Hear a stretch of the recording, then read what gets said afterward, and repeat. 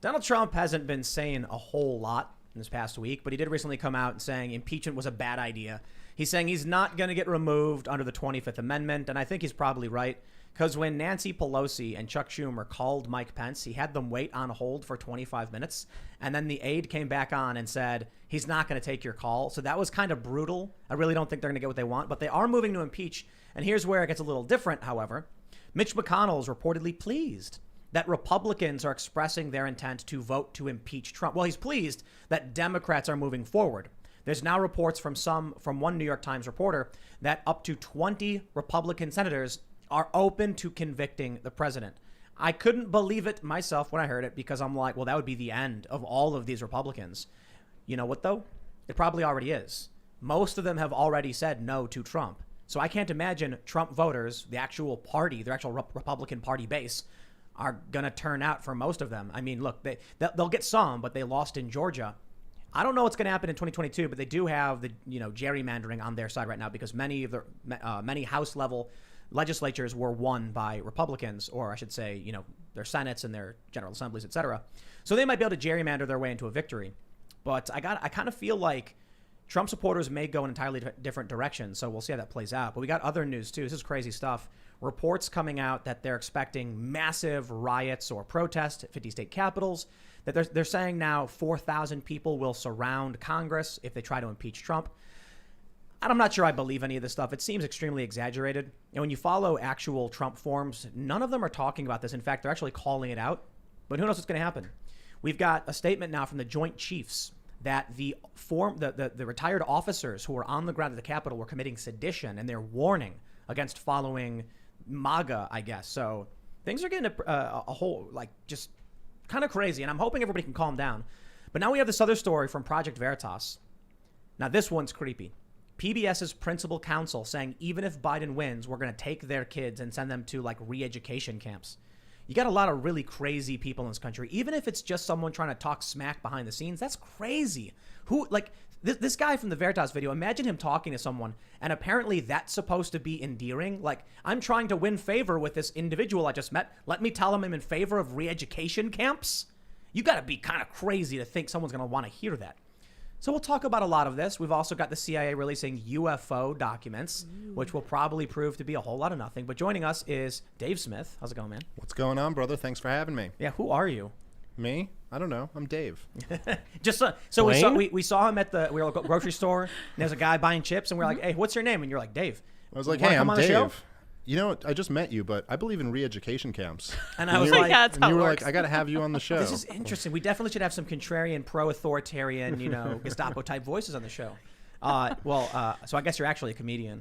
I am a comedian. Yes, I've been doing stand up for 13 years, and I'm a libertarian, podcast host of Part of the Problem, and that's it. A fan of you guys. Oh, appreciate it, man. Awesome. We're glad to have you. Maybe we'll get to laugh today instead of being freaked out. You know what I mean?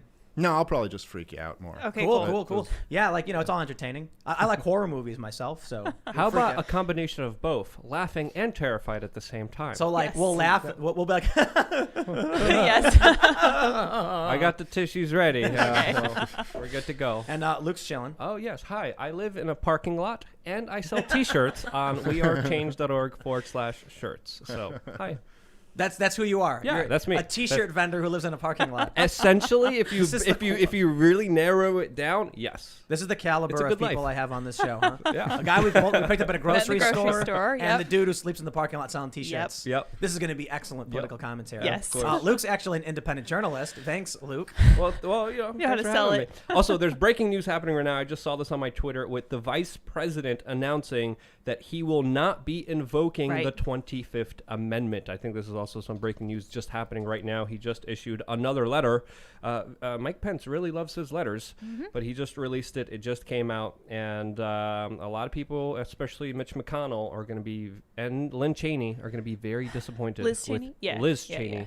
U.S. Senator, who are going to be very disappointed with We this will news. we will talk about this, but don't forget Sour Patch Liz is pushing all the I'm buttons. here in the corner. I'm the only sane one here tonight. You're welcome. Ian is sick today, He is, unfortunately. yes. Yeah, I guess he got, I don't know if he got sick the other night. He COVID. got up early. No, come I'm on. just kidding. It's not even funny. So, we'll talk about a bunch of stuff. Let's get started with this this first story. And this one is, Senate Majority Leader Mitch McConnell is pleased at the prospect of Trump being impeached, new report says. When I think of Mitch McConnell being pleased, I want to think of like Mr. Burns going, excellent. But McConnell's kind of like a turtle, so it's more like, excellent. You know, it reminds me of like Disney. They say from Business Insider, Senate Majority Leader Mitch McConnell believes President Donald Trump has committed multiple impeachable offenses and is pleased at the idea of Trump being impeached and removed from office, the New York Times reported on Tuesday. The Democratic-controlled House is expected to vote on impeaching Trump on a charge of inciting an insurrection on the U.S. Capitol on Wednesday. This would make Trump the first president in American history to be impeached twice.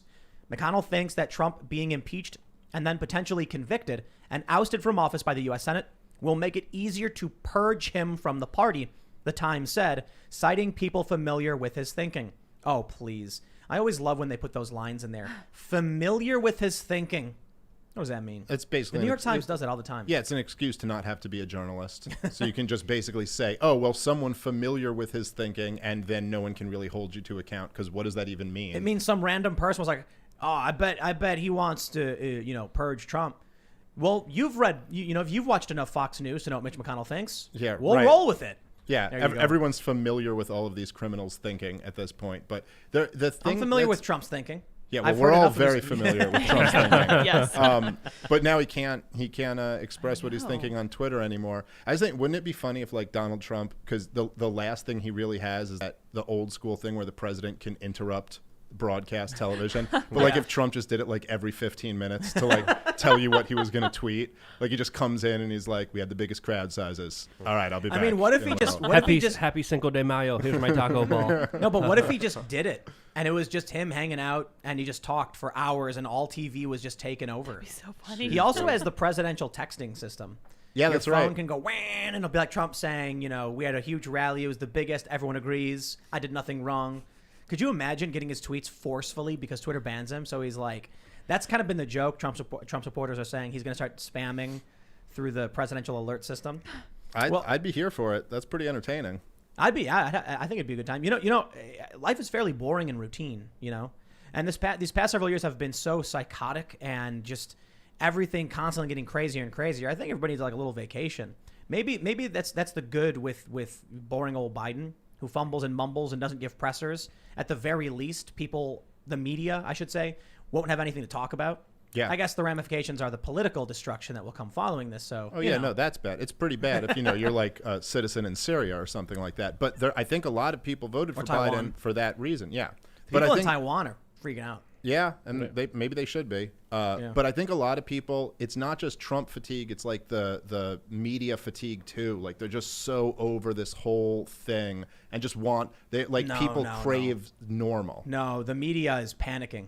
Like they're actually there's a journalist, I'm not going to say her name, but she tweeted, "I don't know what I'm going to do. Like my whole career was built upon Donald Trump. And now Trump's gone, there's nothing to write about." Well, did you see that reply guy to Trump who was just like, it's more unsettling not knowing what Trump is thinking. It's like, oh, he's going to cry now. Is it unsettling, or do you just realize you have no meaning in your life now? So that might be what's unsettling. But I think the problem that all of the establishment types are going to run into, because this is a big moment for them. Like they got the guy out who they wanted to get out. Then they have this great excuse with the Capitol riot where they can be like, aha, see, we were right about everything and right-wing violence and all of this stuff. And then they go, well, maybe we'll impeach him now and that'll purge him. The problem is that the 74 million people who voted for Donald Trump, the vast, vast, vast majority still really, really like Donald Trump. And the core of it is that they like his policies better than the neocon policies. That what he stood for, and I like some of it, not all of it. Don't like the job he did as a president. But if somebody gets up there and gives a Jeb Bush policy, this is what we need to do. We need to invade every country in the Middle East, have wide open borders, bail out banks, whatever. You know what I mean? Like the Bush policies. And then Trump says, how about we actually restrict immigration, don't fight these stupid wars, relook at some of these trade deals, make sure it works for America and we're not outsourcing jobs. That is enormously more popular amongst the Republican base, and they can't purge that. Well, here's the best part. The Republicans are, I guess, doing everything in their power to figure out how to never win again. Yeah. Because we have this story from CNN Politics. Liz Cheney, number 3 House Republican, to vote to impeach Trump.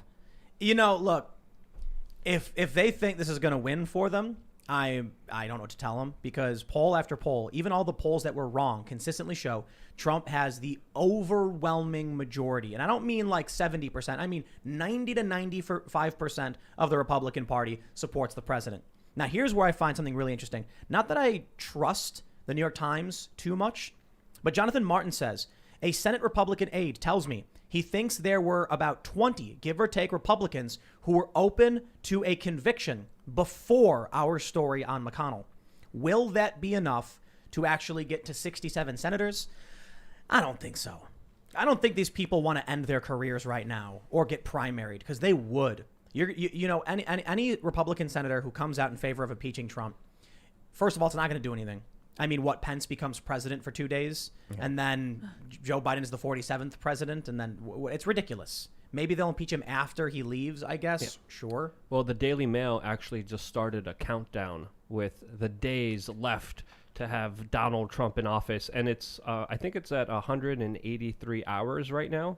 And when we look at a lot of these calls, we're seeing John Bolton, Liz Cheney, Mitch McConnell, not really the best of the best taking the front leadership when it comes to calling for impeachment. And again, they're specifically trying to get him for, quote, incitement of insurrection. Donald Trump made some very strong statements against that today. But we pretty much see the establishment trying to purge, as Mitch McConnell was alluding to, Donald Trump from the Republican Party. I think that was someone familiar with his thinking. Okay. For real.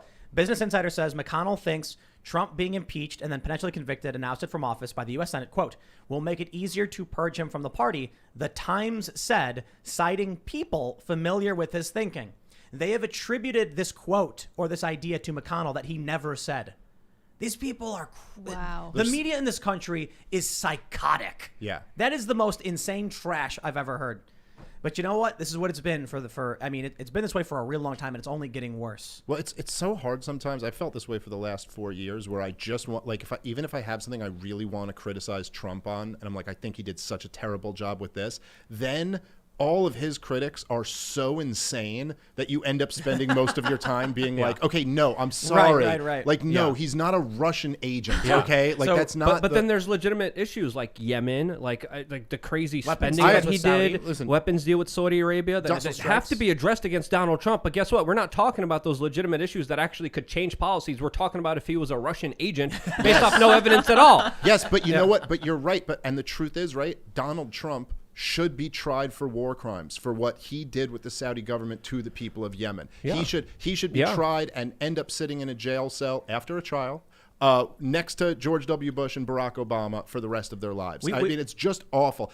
You're talking about the mass slaughter, starvation of hundreds of thousands of women and children. The worst humanitarian crisis in the world right now. And it's a completely... Muslims? No, it's worse. It's worse than that. It's worse than that, dude. Wow. You're talking about babies and old people starving, puking and diarrheaing themselves to death because they have cholera, because we put the Saudis, in other words, the Saudi-U.S. coalition. Yes, in other words, the United States of America and their propped up regime in Saudi Arabia put a full blockade around what was already the poorest country in the Middle East. Right. The United Nations called it the #1 humanitarian crisis in the world. Yeah. I'm sure you could make an argument with a few other really bad situations, but it is just people should go to jail over this thing. Somebody actually commented right when we started that they believe Trump was the greatest president of our lives, but should be tried for war crimes. Both are true.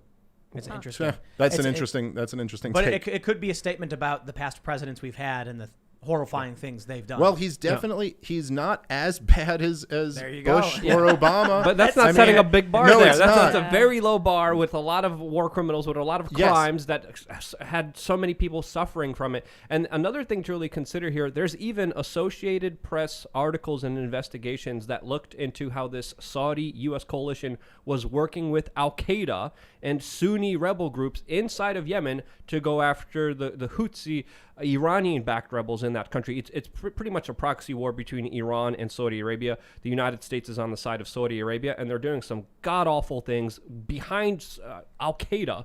And again, this is something that even the Associated Press admits and talks about through their own investigations, which is insane. If you could imagine, right, and I know like you like got like kind of made your bones in like the post 9/11 world, but could you imagine, right, even with all of the opposition to the terror wars, which deserved all of it, they were absolutely horrible, but that you would say, like, if I could have grabbed you in 2005 and told you that in 2020 and 2021 that America would be fighting on the side of Saudi Arabia and Al-Qaeda in Yemen, that we would be, that Barack Obama and John Brennan and the CIA and Saudi Arabia and Turkey and Israel would be arming Al-Qaeda in Iraq and arming ISIS, that now we've actually transitioned the war on terror to the war for terror, it would have made Americans' heads explode at the time. I don't think so. I think they would have been like, sounds about right. Now, I think what would have made their heads explode is if you said, and it was coming off of a Donald Trump presidency. Yes. Yeah, that might then have. Their heads would go. That might have. But that guess might what? have gotten them. That's still not as bad as what Bush and Obama did, because Trump didn't start any new wars. So And we let's- still and have let's- to admit and let's- that. Let's be honest. Yeah. It's not as bad as what Biden will do. Yes. So I Quite possibly. I mean, we had on China Uncensored. They talked about some of the people that Biden's bringing on have praised China and defended them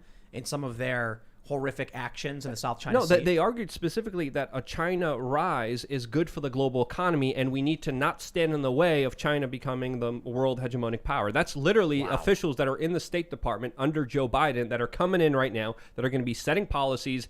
And as we were saying, the people of Taiwan, and I said this right after the election, are the biggest losers of this presidential election. So let me ask you guys then, how much of what was going on with Saudi Arabia? I mean, this was going on with Brennan. This was going on in the Obama administration. Yeah, this started under Obama. So is this? Excuse me. The war in Yemen started under Obama. The relationship with Saudi Arabia goes back to the 70s. Yeah, it goes back to Henry Kissinger, literally yes. going to Saudi Arabia and arguing for the larger petrodollar on the world stage. Right, so right. Henry Kissinger, again, hands in China, hands in right-wing dictatorships, left-wing dictatorships, and also establishing Saudi Arabia as the global hegemonic power in the Middle East. So Henry Kissinger...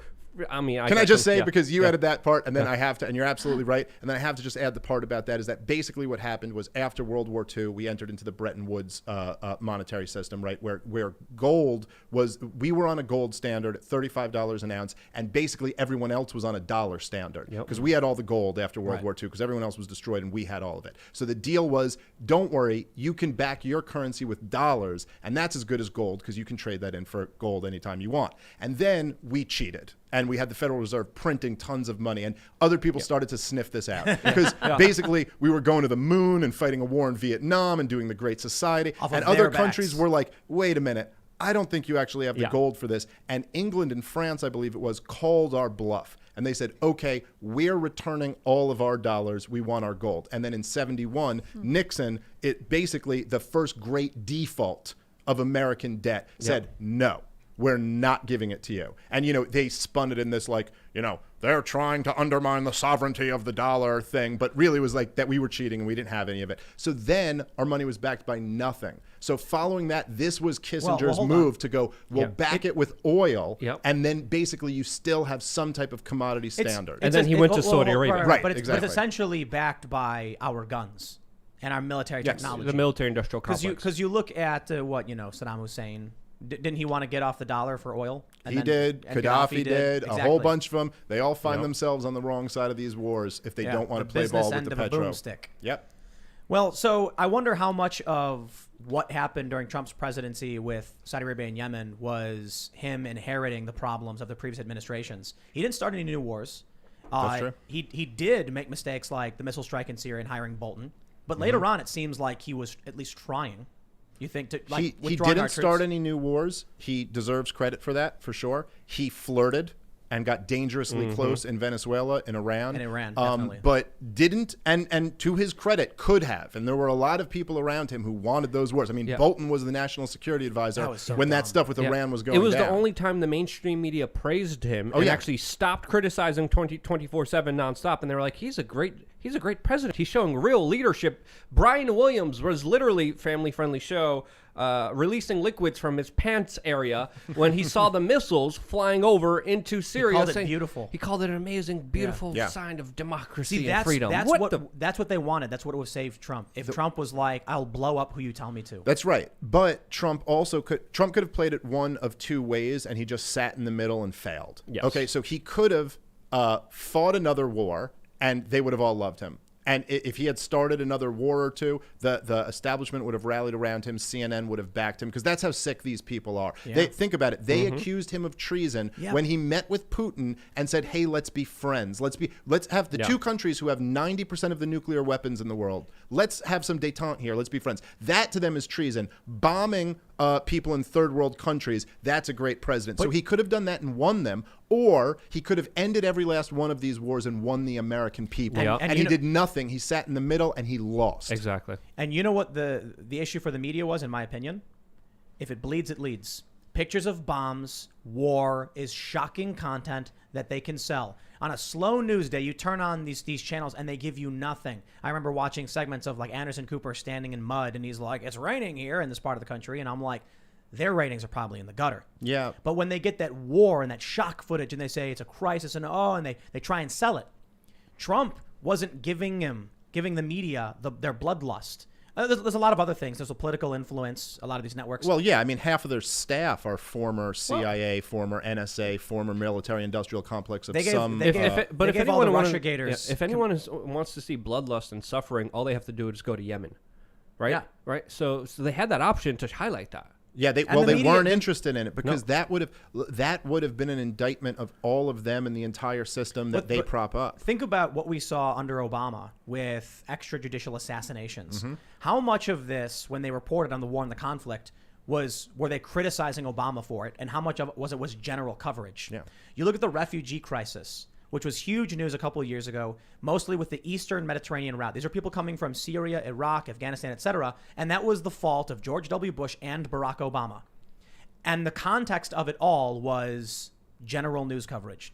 When it comes to Donald Trump, the dude could, step on a twig and it would crack, and they'd all start shrieking at the top of their lungs. And you know what I think it is?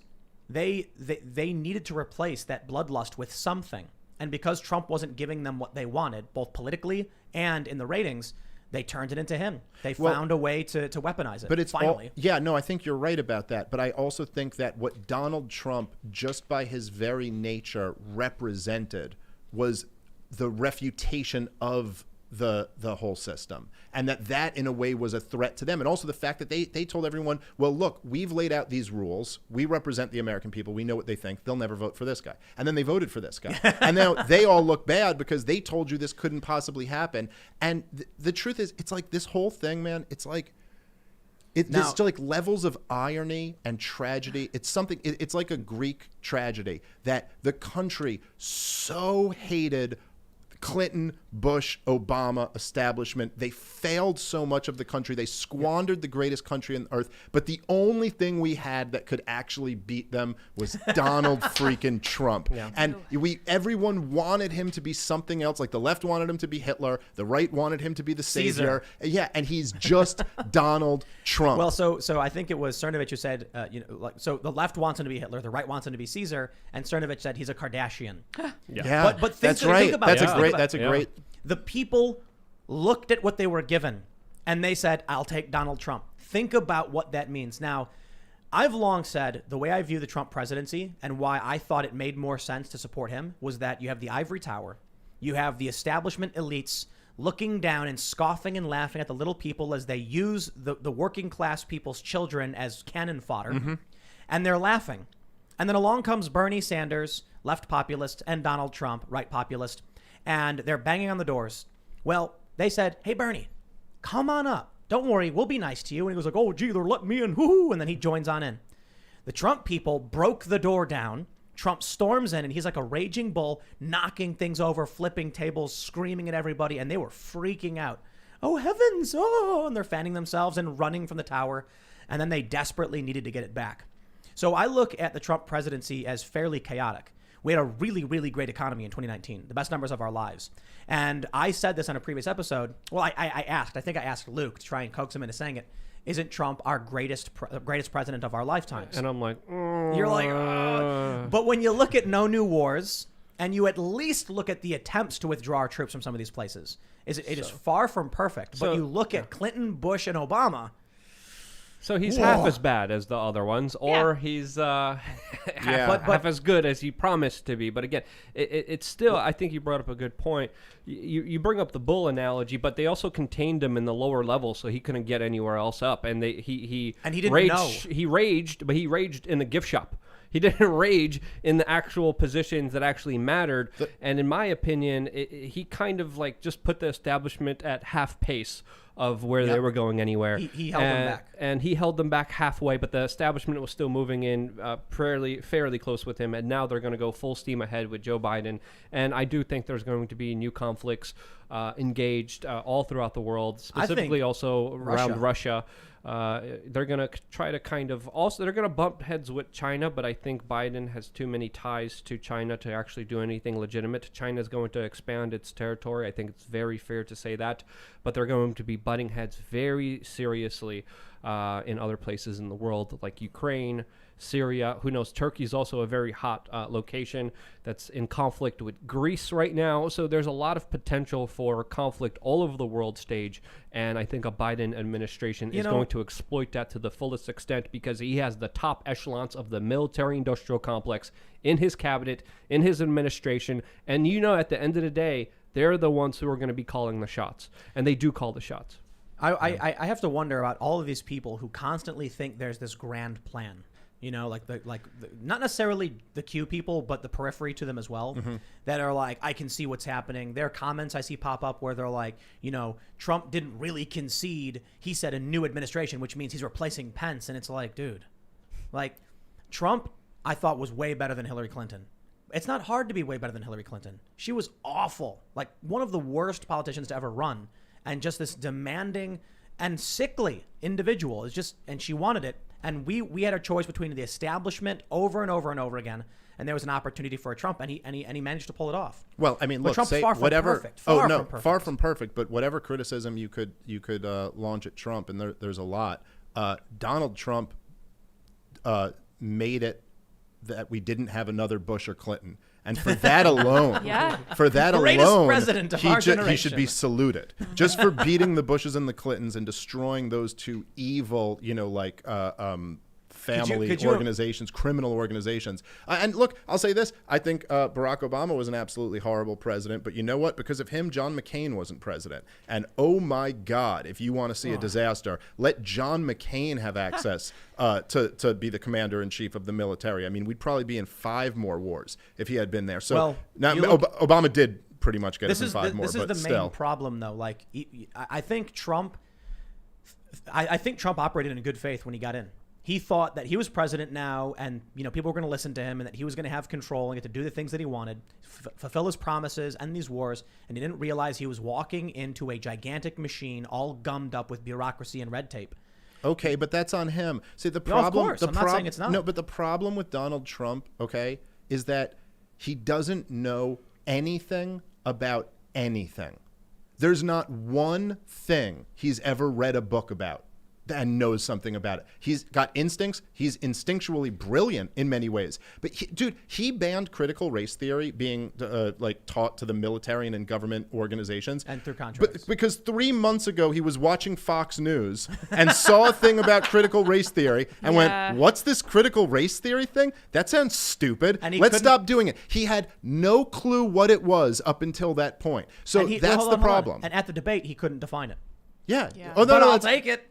Yeah, well, look, I agree. It's still better than nothing, but it's kind of like, but dude, to rise to the level, to actually do what he could have done, the person he could have been in history, he needed to know like 3 things, and he knew nothing. I think it's obviously hyperbole. He doesn't know anything. I think the dude's clearly successful, became president. He's very rich. I think the problem was he entered government thinking it would work like a business. He thought he could just fire people. He couldn't do it. Yeah. He hired bad people, and the one thing he was famous for, firing people, he didn't do enough of. He hired people and then fired his own people when he should have been firing all these holdovers who are going behind his back, leaking information, and sabotaging everything. And he overspent. That's another thing. If he was running it like a business, the business is gravely in debt right now that our children's children are going to be paying for. And also, when you look at the people he surrounded himself with, the ones that he took advice from, I mean, Jared Kushner, the one who negotiated better weapons deals for Saudi Arabia, Ivanka, the lady who cried about the alleged chemical weapons attack in Syria that many investigations proved not to be true,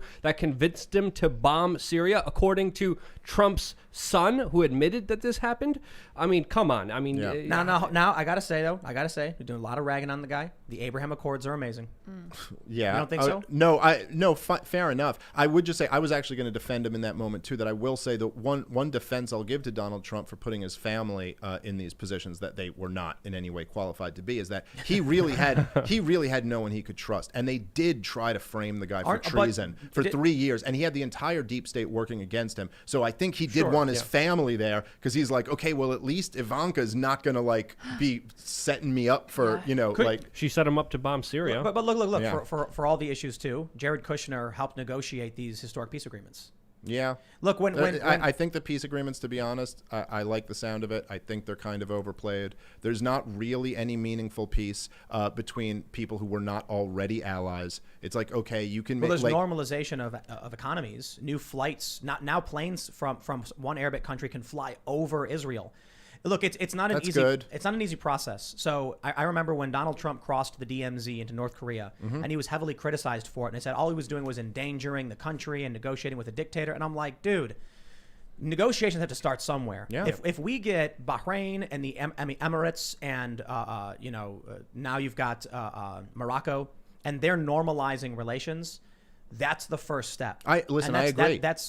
And that's more than I can say for Obama. But what happened with listen, you're absolutely right about the North Korea stuff. It was great that he did that. It was amazing. It was a great first step. And what happened with those trade negotiations? This idiot made John Bolton the national security advisor and sent him over there to blow the whole thing. Yeah, and John Bolton sabotaged that peace deal. Yes, he sabotaged, and that is on Trump. Of course, I mean that's who in the right mind would put this guy but as this is another thing that advisor? People really need to think about. Donald Trump set up a peace deal that was almost identical to the same Iranian peace deal that he wanted North Korea to have. So he ended one peace deal and he wanted another one that he unsuccessfully didn't get. And we're going to have a Biden administration that's going to do the opposite. And it's like they're playing with us. They're toying with us. Look over here. But on the other end, they commit something else. As we can clearly see from these reports, assuming the Mitch McConnell one is true, Trump trusted way too many Republicans, thinking that they were going to work with him. And what they wanted was judges. And then they gave him bad info, bad people, and they just were waiting him out. And now I do believe they want to purge him and all of his supporters. But like you said, the people still love the man. Yeah. And I think, you know why? I think when you listen to him, I think Trump does want to help people. I just don't think he understands how government works. Yeah, you might be right. I don't actually know what he wants, and I got to say, I'm starting to think more and more that he really just wants to help himself.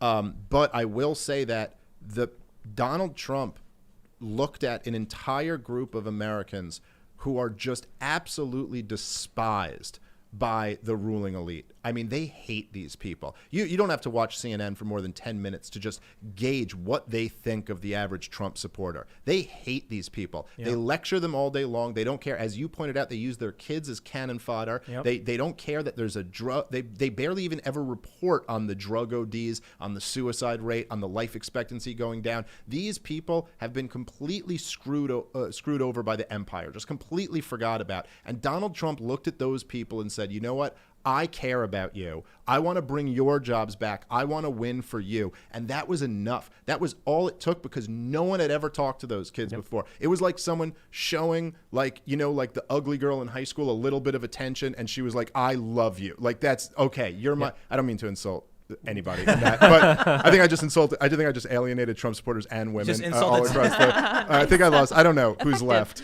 but I'm just making the Anti-Trump point that misogynist. he just didn't hate them. You know, you'd see these pieces like on CNN where they'd be like, "Why do these evangelicals support Donald Trump?" And like kind of on the surface, you could see what they're talking about. I mean, clearly the guy's not a devout Christian, but you know why they support him? Because he doesn't hate their guts, and you do. And he eats steak with ketchup. And Michael Moore made those same exact points that you were making right now. Well, this is my favorite story.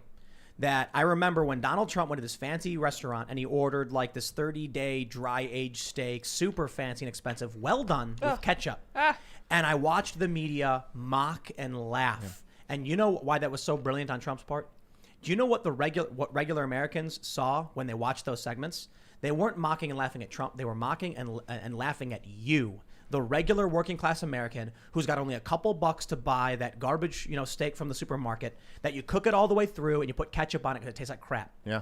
So I remember when I was growing up, guess what? For the most part, we'd get, grocery store cuts for a couple bucks. We'd cook them well. We'd put ketchup on it because we weren't rich. Every so often, we'd save up, and my dad would come back with the filet mignon and be like, this is the good stuff. And he'd put a little garlic and salt on it, and we just ate it like it was, and it was so amazing. And so I knew when I saw that story what Trump was doing, whether he's all about expensive, well-done steaks with ketchup, or he knew, I'm going to speak to these people who have been kicked to the curb and insulted. And the media walked right into it. Yeah. You know what it really comes down to for me? The media is despicable. It is the press in this country. It is lies all day and every day, and that's and I grew up with the war in Iraq, the lies from the media, the just blind trust of government, and it got us into these wars. And there was no accountability for these people, many of whom are still working. These politicians who voted for it still in office after 47 years, and that's why I say it's kind of funny to say that Donald Trump is the greatest president of my lifetime because he didn't vote for these things. He spoke out against them in his book. He did really poorly in hiring, and he fumbled a lot, but he spoke to the people. He did a lot more than these elites did. He banned critical race theory, whether he knew about it or not. I liked it. And it was only in the past year or so when I was like, I like what I'm seeing right now. Yeah. I like the attempts, at least, to mock the establishment. You know what I really like? I'm with you completely on that. But that was a great gift that he gave us. Just relentlessly mocking the corporate press. You ever see the moment where he comes out and he's like, by the helicopter and the press all asking him questions. And he's like, we got a really great deal. Saudi Arabia is giving us billions of dollars for all these weapons. And the anti-war left, their jaws hit the floor like he just comes out and says, you're not supposed to admit this. Yeah. It's supposed to be, we're here to support, security and peace. And Trump's like, we're getting great money. It's great for the economy. And then when it came to Syria, when we left troops there to guard the oil fields, he just comes out and says it. He's like, we tried to get the troops out of Syria, but I guess they got mad at me, so we just left them there. They're guarding the oil. That's what they wanted. And I'm just like, tell the people. But I think that's a big part of the reason why he was so despised, is that he is this guy that just is uncontrollable. And he blurts things out.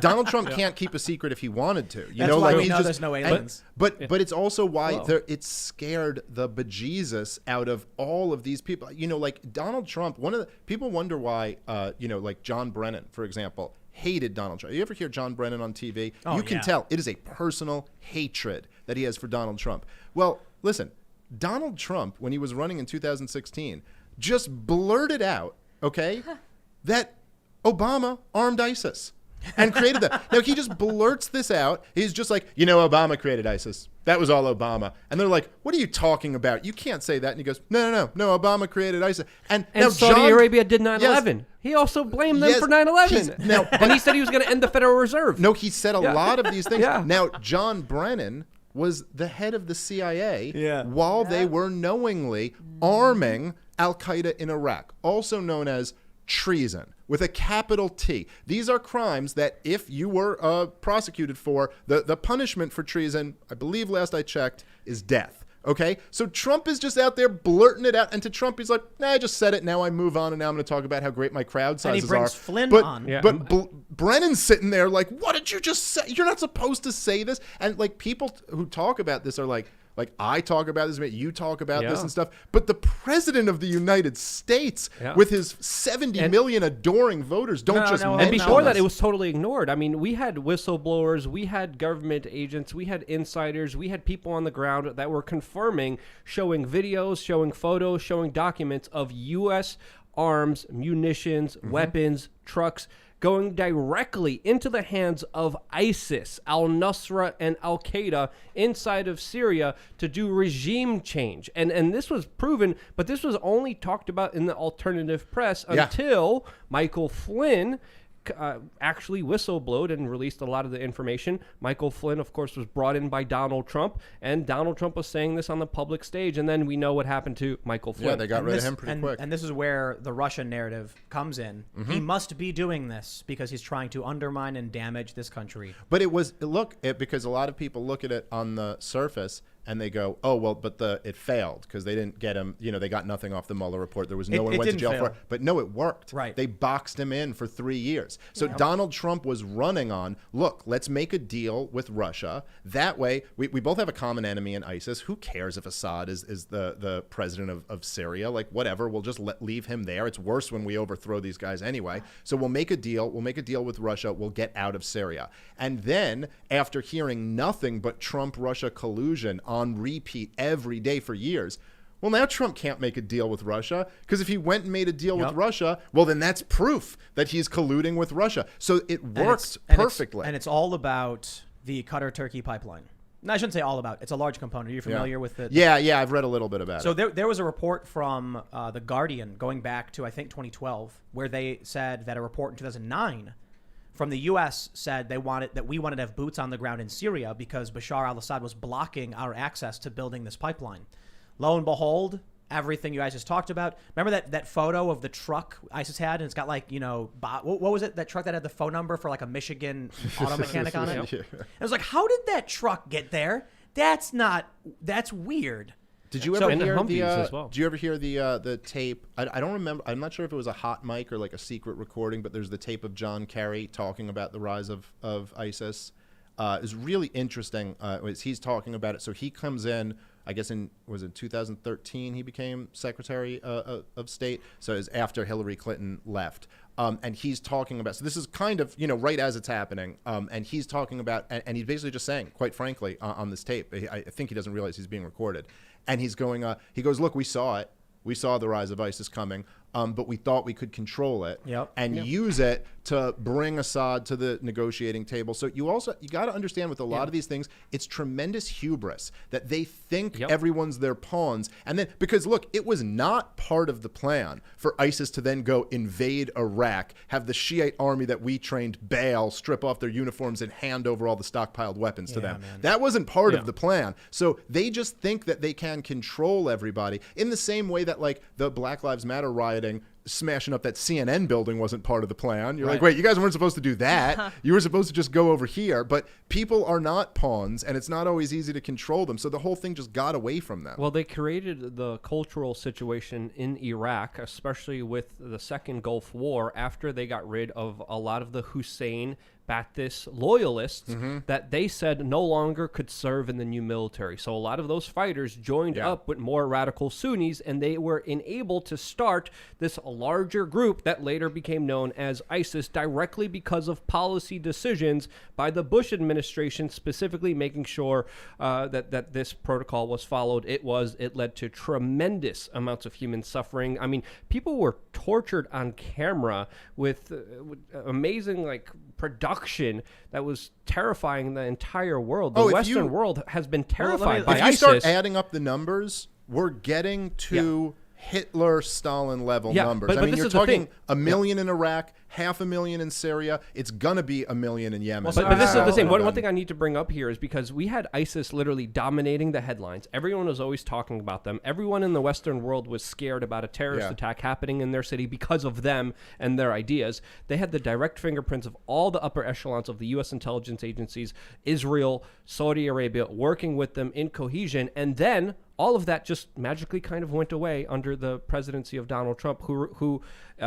from the information I'm getting, stopped funding them, stopped supporting them. That was, you want to give Trump credit for something, that was one of the first things he did. Yes. He ended the CIA program to arm the anti-Assad rebels. Yes. And almost immediately after that, ISIS just stopped being a problem. And there was also, and they also fought them. I mean, it was like the Russians were fighting them, and our troops were fighting them. Well, the Russians were exposing how they were selling oil, Syrian oil, to Turkey.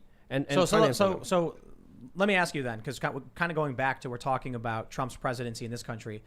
Do you think that like regular military folk, not the high-ranking officers and the political actors, but just like your, rank and file, maybe lower level officers, do you think they all support the president? Yes, I think the vast majority of them do. But you also have to understand, I mean, look, Ron Paul, when he ran in 2008 and 2012, got more money from active duty military than every other candidate combined, both years. So anybody who's talking about ending these wars is going to get tremendous support from the rank and file. Well, that's they what they always know do. way better than us about how crazy these wars are. Bush, Obama, Trump all promised, we're going to end all the wars. We're going to bring all the troops back, all of them. Yeah. Even George W. Bush. And that's right. Yeah. He was like, I'm going to be a non-interventionist president. Elect me. We're going to keep America at home, and we're going to make sure America's great. Let me jump to this next story, and we'll kind of bring all of this foreign policy stuff back home, because we have this report from the Daily Mail. Joint Chiefs send memo to all U.S. troops condemning MAGA riots as sedition after arrest of current and retired officers, and spell out that they only follow lawful orders in fresh warning to Trump. They say the military's top leaders issued a written reminder to all service members Tuesday that the deadly insurrection at the Capitol was a criminal act. The memo, signed by all members of the Joint Chiefs of Staff, also reminded military members that Joe Biden was duly elected as the next president. It comes after the arrest of current and retired officers among the rioters. Among the known retired veterans who stormed the Capitol was Ashley Babbitt, a retired Air Force veteran who was shot dead. Retired Lieutenant Colonel Larry Rendell Brock Jr., 53, was slapped with federal charges after he was pictured carrying plastic handcuffs in the Capitol during the riot. The Army is also investigating a psychological warfare officer, Captain Emily Rainey, for leading a group of people from North Carolina to the rally. So this I found interesting, that it turns out even the Horned Viking guy, Navy veteran. Yeah. There were a lot of people there who served. And you've also got the Oath Keepers, many of them who have served, many of them who are still police officers now, clearly support the president. And I guess the question is, does the military overwhelmingly support the president? Would they support him, moving forward? Well, that's the big fear. I mean, I'm literally just, as you're reading that, I'm thinking of the the Smedley Butler attempted coup. Banker plot. Yeah, that plot. I mean, who they were going to use for that was all these veterans from World War I. I mean, that's who that, because if you actually wanted, what would your big fear be if you were the establishment? And that would be your fear. So you better get that under control. Yeah, and that fear is real, because why else would they be sending out a memo to all the branches of the military? Exactly. That's the point. Why are they doing this if they're not worried about something, or other branches of the military potentially deciding or thinking about doing something? Well, when those polls came out before the election saying that the military overwhelmingly supported Joe Biden, I just didn't believe it. I laughed. I was like, come on. Why would, first of all, I've not served. My family has, most of them and my family have in some way been involved in, the armed forces, but I did live briefly on a military base. I do know many people, so I don't want to pretend to speak for them, but I kind of feel like the amount of respect they'd have for someone like Biden, who is a career politician, enriched himself off the office, and votes for the wars that gets, them sent out. I don't think they're going to be like, that's the guy I pick. And not only that, you look at what Trump says about the troops, what he does for them, and how he advocates for them. And I just feel like it makes no sense. So I ask some people, do you think, because there was a statement put out in the Washington Post by all former defense secretaries warning members of the military not to follow Trump's orders. They were like, do not. Well, it was interesting, because it's getting close to a military coup when you have these individuals telling the military not to obey Trump if he gives them orders to do something. But they wouldn't, like you were just saying, they wouldn't need to put that statement out in the Washington Post. All former living ex-secretaries of defense saying, don't do this, you will go to prison. This is for you, to Chris Miller of the Pentagon.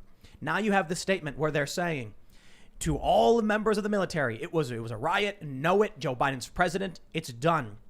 Why are they saying it now? That's kind of freaky. Yeah. Why do they need to say it? Well, they're definitely concerned. I mean, this was one of the big things about Donald Trump in general that really scared the establishment. And I think this is the reason why he scares them a lot more than Bernie Sanders does. Even though Bernie Sanders did scare them, is that Donald Trump's supporters are just way tougher.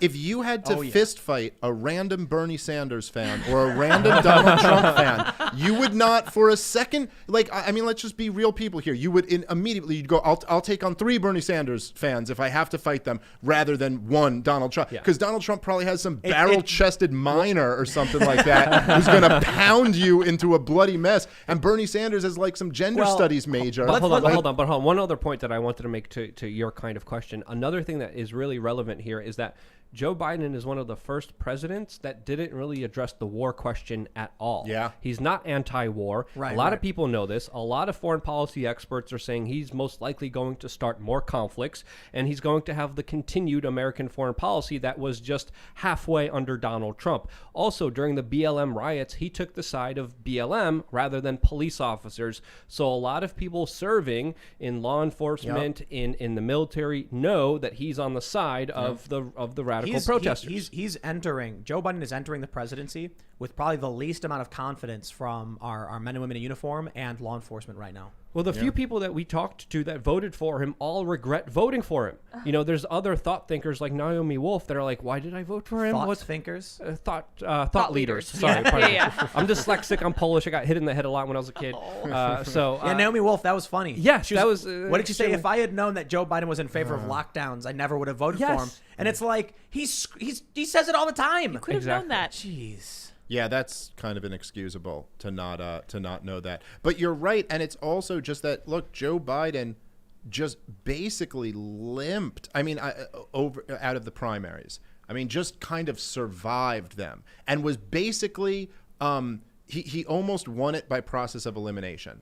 The establishment basically trotted out all these different people. They were like, hey, everybody get excited about Warren, get excited about Buttigieg, get excited about, Kamala Harris. And none of them caught fire. And then Bernie Sanders was doing and they were terrified of him. So they were like, he's no deal. And then they threw Bloomberg out there, who just completely fell apart in the debates. And then they were like, okay, I guess all we have left is Biden. They had the coordinated hit where all of Biden's competition dropped out, Sanders' competition and Warren stayed in. They got him over the finish line. And then he basically ran on being not Trump, not campaigning, nothing we've ever seen before. He didn't run. He called the lid, he hid in his basement, and he said, I'll just stay away from this. And look, and that is to some degree, it's like the quality about Trump that got him to the dance is also the thing that got him out of the dance, is that he does have this personality that he was willing to say every nasty thing to everyone around in order to really beat them, but that also turned a lot of people off. So it was like a double-edged sword. And it was enough for Biden. Biden's like, the press will carry me. That social media came down and silenced, the big Hunter Biden story, the big October surprise basically got squashed, and that got him over there. But we've never really had a president like that, not in my lifetime, who won that way. Obama inspired his way into the White House. Trump inspired his way into the White House. Even this guy Bush limped in there with the help of social media tech oligarchs and the mainstream media overlords that are like, hey, you're going to represent us, you're going to work for us. He's like, not even saying yes. He's like, good, he's in. Let's get him. They're like, Joe, can we count on you to do as you're told? Come on, man. I've been doing as I'm told for 47 years. Just tell me what to do. I'll go to sleep in the corner, and you write my name for me. And that's essentially what's going to happen, especially when you see the special interests, the corporatists, the banks, the complexes behind them that are essentially going to be setting American policy fast forward in a way that we have never seen lobbyists take control of our government. He's a huge lobbyist. He even argued with Barack Obama about the power of lobbyists and how great they are and how we need more of them. Barack Obama even argued with him against that. Let's jump to this story real quick from the Daily Mail. 4,000 armed patriots plan to surround Congress to stop Trump impeachment. Law enforcement reveals at closed-door briefing. They say Rep. Connor Lamb revealed Tuesday. Law enforcement briefed lawmakers on a 4,000-person group of armed patriots prepared to prevent Democrats from entering the Capitol as they move to impeach Donald Trump. The threats we are facing are very specific, Lamb said Tuesday, as more National Guard are deployed to D.C. They have published rules of engagement, meaning when you shoot and when you don't shoot. This is an organized group that has a plan. In their minds, they are patriots. So this is now a contest of wills. Trump declared a state of emergency Monday night that allows the Department of Homeland Security and Federal Emergency Management Agency to coordinate with local authorities. On Monday night, new chiefs of Capitol Police told House Democrats they were looking into 3 separate plans to hold protests, including one described as largest armed protest ever to take place on American soil. But the most concerning is said to involve armed riders encircling the Capitol and blocking Democrats from entering, killing if necessary, so that Republicans are able to take command of government. I don't believe it. Yeah, I mean maybe, but let me put it this way. You mean to tell me that there's a large group of people defending Trump, defying Trump? That I don't quite understand. I've listened to what the Trump supporters have said, and they are repeatedly saying Trump never said storm the Capitol. Trump was still speaking at the event when they already started breaching the barricades. And then Trump said, he said, we're going to peacefully march and then cheer on politicians. That was already going down at the Capitol while Trump was speaking. Yeah. So I wonder if the people who were there, probably a lot of them were Trump supporters, but there are elements of the right that don't much care for Trump. They may be, I'll put it this way. There are people who are Trump supporters first. Trump says, go home and in peace. Trump probably could have issued stronger statements, but Trump says we condemn the violence, go there peacefully, cheer on protesters. There are people who listened. You have this captain, Emily, I believe her name is Emily Rainey, who's being investigated. We just mentioned her. And she said she went there to hear Trump speak, and then they all got in their buses and left. There was that musician, what is his name, Ariel Pink, who said, I went to hear him speak, and then I went to my hotel and went to sleep. These are the people who like Trump, who listen to him, and when Trump says, go in peace, they do. But then there are other people who are not Trump supporters first. They're something else. So they go to the Capitol, they engage in this. I have to wonder now when they're saying they want to help Republicans take control of government. Who are these people that are willing to put themselves on the line for Mitch McConnell? I don't buy that. Yeah, it seems very hard. It seems very hard to believe. I mean, I suppose it's not impossible. It doesn't seem likely to me. There seems to be there's no strategy there. There's no way this could possibly work. I also do think that they are really trying to, one of the things that the establishment are experts at is exploiting a crisis. So when this thing with the Capitol building happens, you can see their eyes get wide. Okay, now we jump on this, and now what they're using is this argument, which is what the articles of impeachment were, going to be, that he incited an insurrection, that he's inciting violence. Now, certainly you can say that Donald Trump, by claiming the election was stolen, got a lot of people very worked up, and maybe that made them more willing to do something than they would be. But you could also say that framing the president as guilty of treason and a Russian asset, that would incite some violence. You could certainly say that some of the people on the left who have basically been saying for years now that cops are out there hunting black people for sport, and I'm no fan of the cops, but it's obviously just a lie. And that definitely incited a lot of violence. Obviously, Maxine Waters and all these other... But they only want to apply it to Trump. The double standard, I got to be honest. It's like every day I see something about the media, the lies, the double standards, and I'm just like, I think we all know. And anybody who's saying otherwise is lying. They're just lying. So listen, I think it's possible that there's a large group of people that are angry, but I think it's the equivalent of the people who voted against Trump. There are angry people who probably don't care about Trump and are against Biden.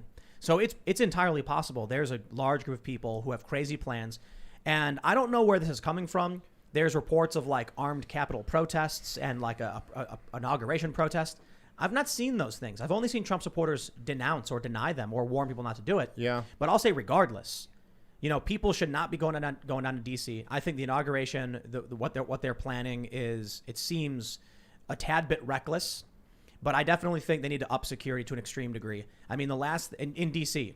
For the time being, the last thing we need is any kind of escalation. It's the worst possible thing. It's going to result in nothing but bloodshed if they were to do something like that, and it will serve the opposite of what your interest is. If you hate this kind of government authoritarian control, they're crossing their fingers. This would be the best thing for them you can do. You cannot win a show of force with the federal government. Don't kid yourself into thinking you will. If you ever got to the point where it actually threatened them in some way, they will go Waco style on you and burn children alive alive to protect their It is- interests. it is- Don't do it. Do Well- not. The way to fight the federal government has to be done through peaceful means right now. It's the most militarized government in human history. You want to do something, if you're in like a red district, in a rural red area, start teaching prayer in school again. Resist that way. Do something like that. Not even about that. It's about, we've mentioned it several times, we're in the information warfare era. We're in the information age. Winning influence comes through confident arguments and playing the game strategically. A lot of these Trump supporters like to talk about 4D chess. Well, I think y'all should be playing it right now, because look at what they're already doing because some people stormed to the Capitol. Now, that's crazy. The zip tie guy, some of this stuff's crazy. Should not have been done. But compare that to the waves of damage and destruction we've seen throughout the last year with Black Lives Matter. Okay. Now, to act like, AOC goes on, on ABC saying half of Congress is on the verge of being killed or whatever. And it's like, oh, calm down. But you can see how they weaponize it. Yeah. It was one of the dumbest things people could have done. Well, you can't copy the techniques of the left, because they essentially have the mainstream media, social media, and a lot of the larger kind of cultural spokespeople that essentially send out these larger ideas that kind of justify it. Lydia sent us a video before about what happened to Rand Paul recently, where he was walking through a crowd and BLM protesters surrounded him, and with his wife in a Screaming very tense situation. But there was no outrage by the mainstream media surrounding that specific incident. They were screaming at him about Breonna Taylor. Exactly. Even though he sponsored the bill for Breonna Taylor. Exactly. So there's always. So we got to understand, there's crazy and there's bad actors in every group. Like, we understand that. But the kind of thing that I'm worried about, and if I could be allowed to speculate, I don't like to speculate, but we know if we let politicians gain more power from emergencies, what's stopping them from creating emergencies to gain more power? And with everything coming up forward, I have this kind of feeling that there might potentially be either another grave escalation that could be planned and organized, or maybe even a false flag. But this is just something that I personally feel that we should keep an eye out for, because I think there's a huge potential to turn this already horrible situation to turn it a lot worse than it is already. I think talk of false flags is just going to help them more.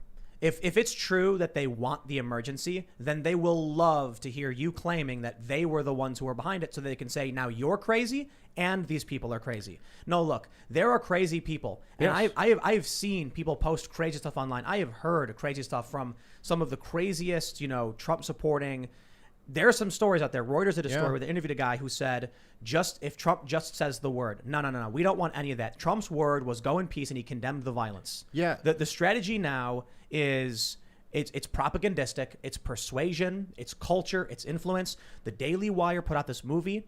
That's what conservatives need to be doing. That's the battlefield right now, the hearts and minds of the people. On the ground reporting. Not going and trying to fight, like you said, the most militarized government. What we need to do is try to de-escalate some of the crazies, some of the bad actors. But you and you don't de-escalate by shunning them and attacking them and putting them in a corner where they get to grow and fester and not have their bad ideas challenged. So whether it's bad actors or radicals on the left or right, we have to understand that this era of censorship is essentially creating more radicals and more people on the fringe. You're absolutely right about that, and this is what always happens. Like, even on an individual level, right? Like, psychologically speaking, it's like repression, and then it comes back out in some worse form. That's why you don't want to repress, like negative feelings.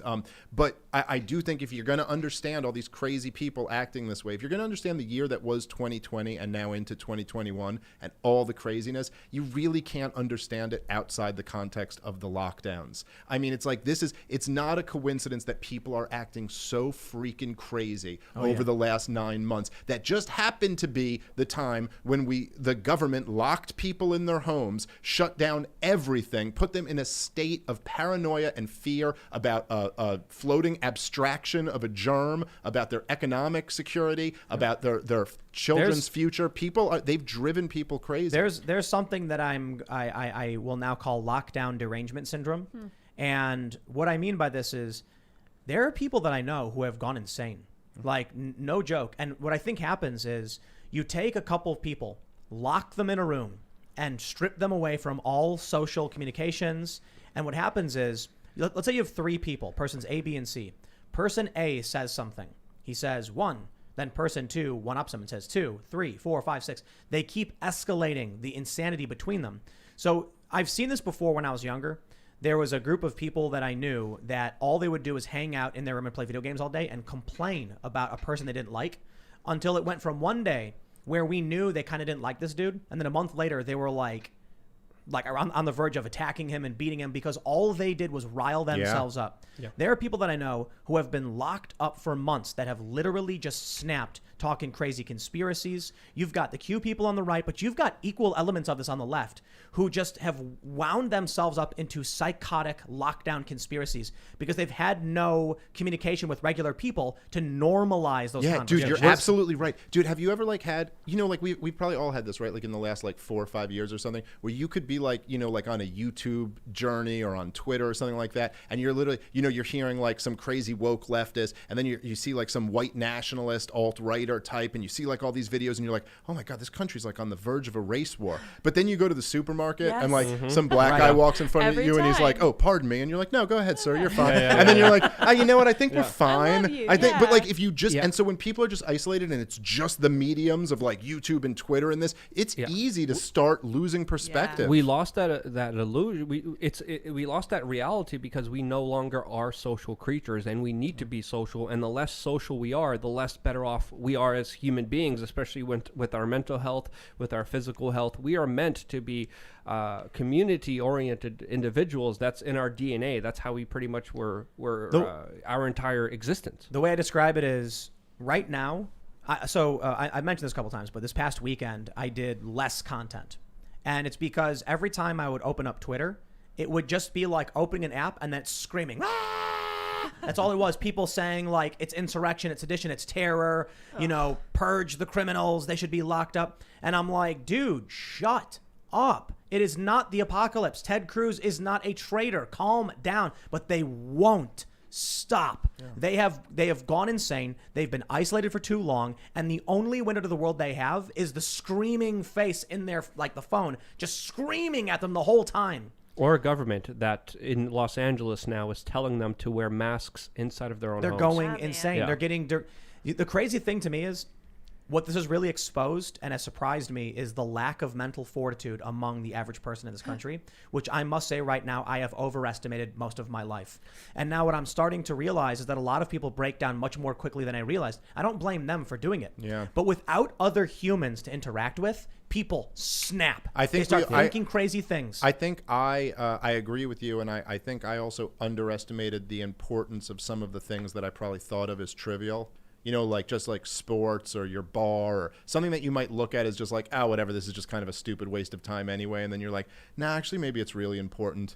Maybe people really need that, going to a football game and going to a bar and doing these silly things that Americans do, but that actually do keep us human in some way. And when you take that all away from everybody, things get pretty ugly. I mean, look, when the Black Lives Matter riots first started, that was the only game in town. Yeah. There was literally nothing else open. And there was nothing you could do, but you could go riot. You couldn't go outside. Yeah. But you could go out and riot. Right. I mean, so it was almost kind of and then you're thinking about it and you're like, well, look, a lot of these are kids, maybe young 20s or something, but they're kids. And I think back to me, now I'm at in my mid 30s, I'm a father, I'm kind of in a different place, but I imagine what taking away hanging out would have been to me at 20. Suicides were spiking. But look what happened when people were on lockdowns. Who were they held captive by? They were held captive by their phones, by social media, which has a historical trend of showing a direct correlation with the destruction of people's mental health. There's a direct rise. There's a direct correlation with the advent of the social media atmosphere with, of course, mental health going down in so many different ways, in so many different categories that it's absolutely terrifying. And now you're locked down and forced to just be on that one single institution that's controlled by some oligarchs that fine-tune what you see and what you don't see. I mean, that's a lot of power. And then these individuals are coming to us now saying, just give us more power. It's okay. We're going to keep you safe, guys, as they destroy and rot mental health for the last decade. They're doing it now on an extreme level. We need to tell people, if you're listening, meditate. That's what I was saying earlier. This weekend, I did a segment, and then we drove an hour and a half onto the middle of nowhere, went to a lake, no cell service, started a little fire with some rocks and just chilled. There was some ice on the lake. We threw rocks at it. It was a whole lot of fun. Luke's dog was running around, getting all wet and being all silly, and we couldn't connect to the internet. And I thought it was just great looking around at the emptiness and the beauty of nature and just calming down. My other idea is maybe we should create an app that is Twitter, but when you open it, it screams. So you don't want to be looking at it. You're like, I want to check Twitter, but it's going to be really loud. And it's going to be screaming at me. Insults you and curses you. I'll tell you this, man. I'm half joking when I say it, but I said, here's my compromise for all the censorship. Just ban social media. Just get rid of it. It's made people go insane. Look, the grifter thing is real. There are grifters. There are people who have built careers off just saying the most inflammatory thing possible to get followers. And then the funny thing is you have the second layer, the grifter who accuses the other person of being a grifter, creating a grifter loop feedback where then they make money off accusing the other person. And it is just a psychotic, it is a psycho producing machine where people lose their minds. Out of context clips that can't be put in context because Twitter only allows a certain number of characters anyway.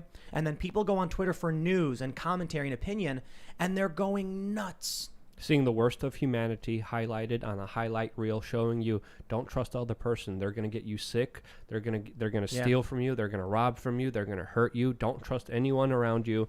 Your corporate overlords will tell you what to do. Just serve them blindly and everything will be fine. That's essentially the larger message that's being put out there by your social media feed, but people don't even realize it. So here's the thing, though. It has often been said, and let me know if you disagree, that the right knows what the left is thinking. The left doesn't know what the right is thinking.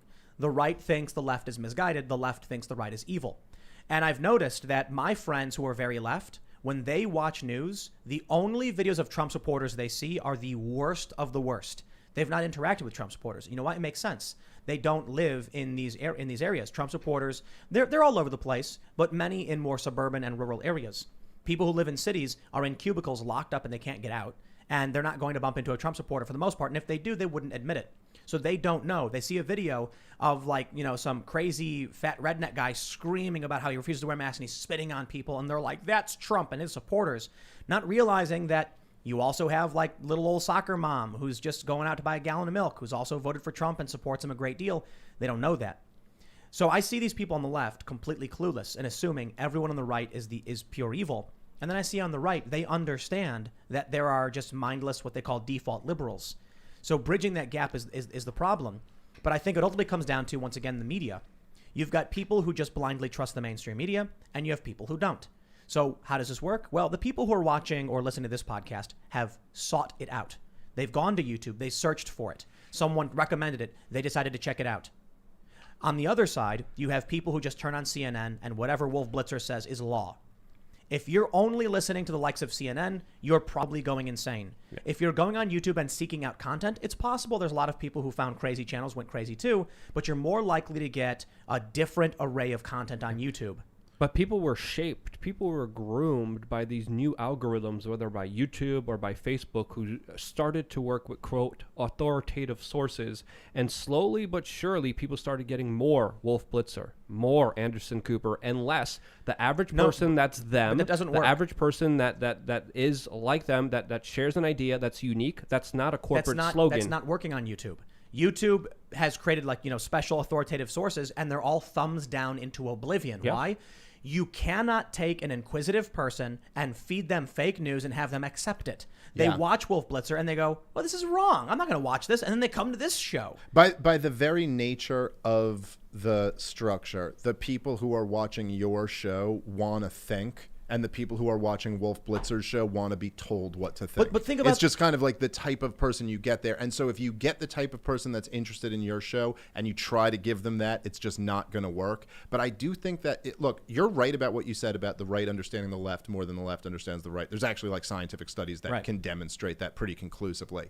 But I think the big problem that's staring everyone in the face in America right now, that we're either going to fall apart or find a way to work through, is that, and I think on some level everybody knows this, that this whole thing doesn't work anymore. And from my perspective, now I'll admit this is my bias, I'm a libertarian, but from my perspective, the big central problem here is that the government got way too powerful and way too big. And when you have this much power rooted in Washington, D.C., now the fact that we have drastically different cultures in the country, which has always been true. Brooklyn and Alabama have never been the same thing. Right. You know what I mean? But now it's this huge center of power that really was tremendously built up in the Bush and Obama and Trump years. And now one side gets control of it and rules over the other side, or the other side gets control and rules over the other side. So now you have to fight a civil war over who gets control of this. Every 4 years. Yes, and at a certain point, Americans are going to have to say, do we really want to do this anymore? Because the only alternative to this is some form of decentralization. So it could be as drastic as secession, where we just go, hey, we don't need to all be one country. I mean, we hate each other's guts. Why are we a country? What are we benefiting from being in a country with, like, one side looks at the other side as baby murderers and the other side looks at the other side as Nazis? It's like, okay, so why are we together?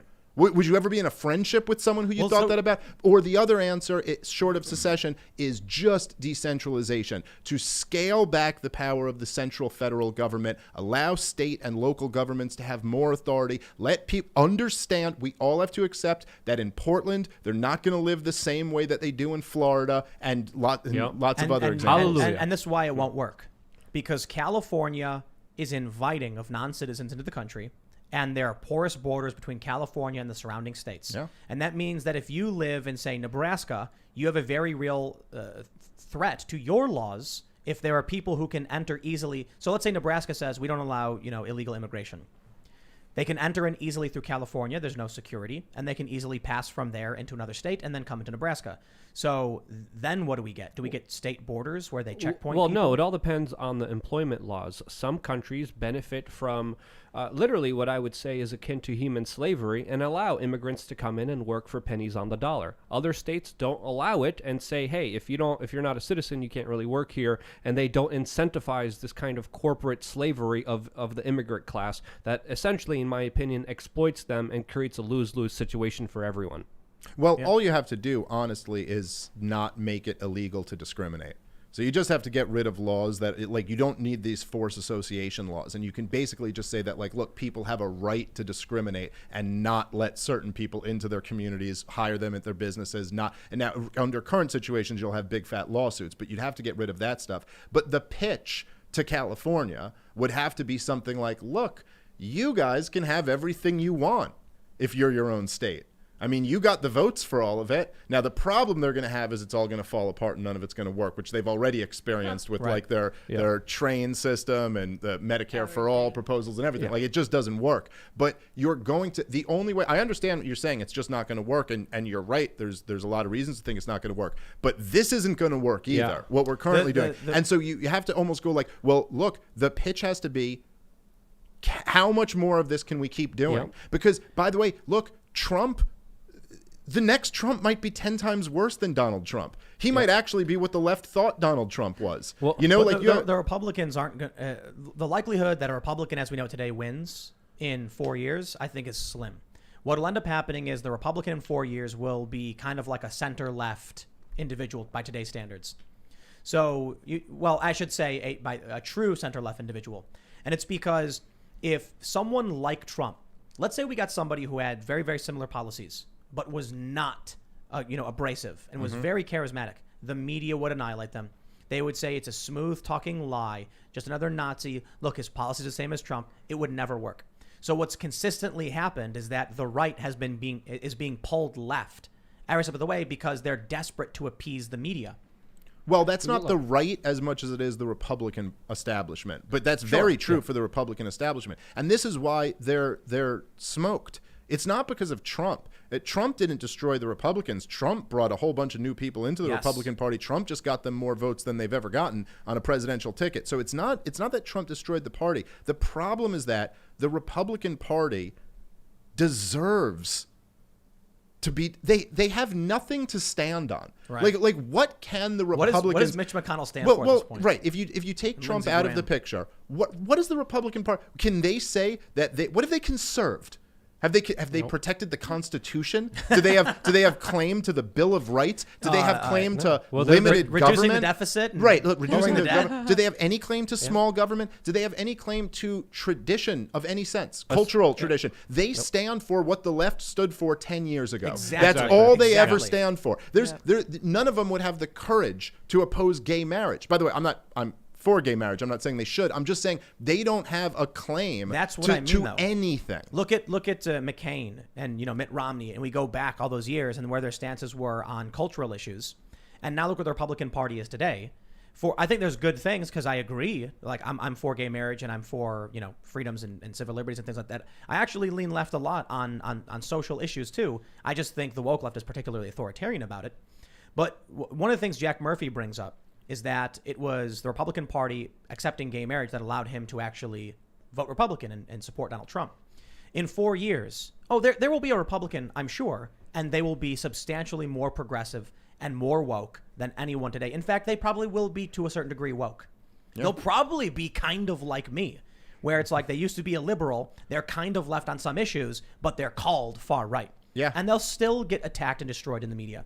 I don't see how they'll actually win, even if they do move left. Well, the left made a very important strategic move by aligning themselves with big tech and saying, you guys could do whatever you want, but you got to work with us. And they do work in tandem in such a way that's it's even entangled with the CIA. But again, you made a very good point. The Republicans are pretty much Democrats 10 years ago. And the bigger point you made is the common sense solution to all of this. If you have the big government, just decentralize it. Let people live how they want to live individually, because when you have a government that has enough money to give to other countries, that means they're taking too much money away from their taxpayers. They're too powerful, and they should be scaled to size where people get to have their individual expression of liberty, their individual expression of culture. Do what you want to do if you're California, if you're New York City, but if you're Alabama, let Alabama do Alabama.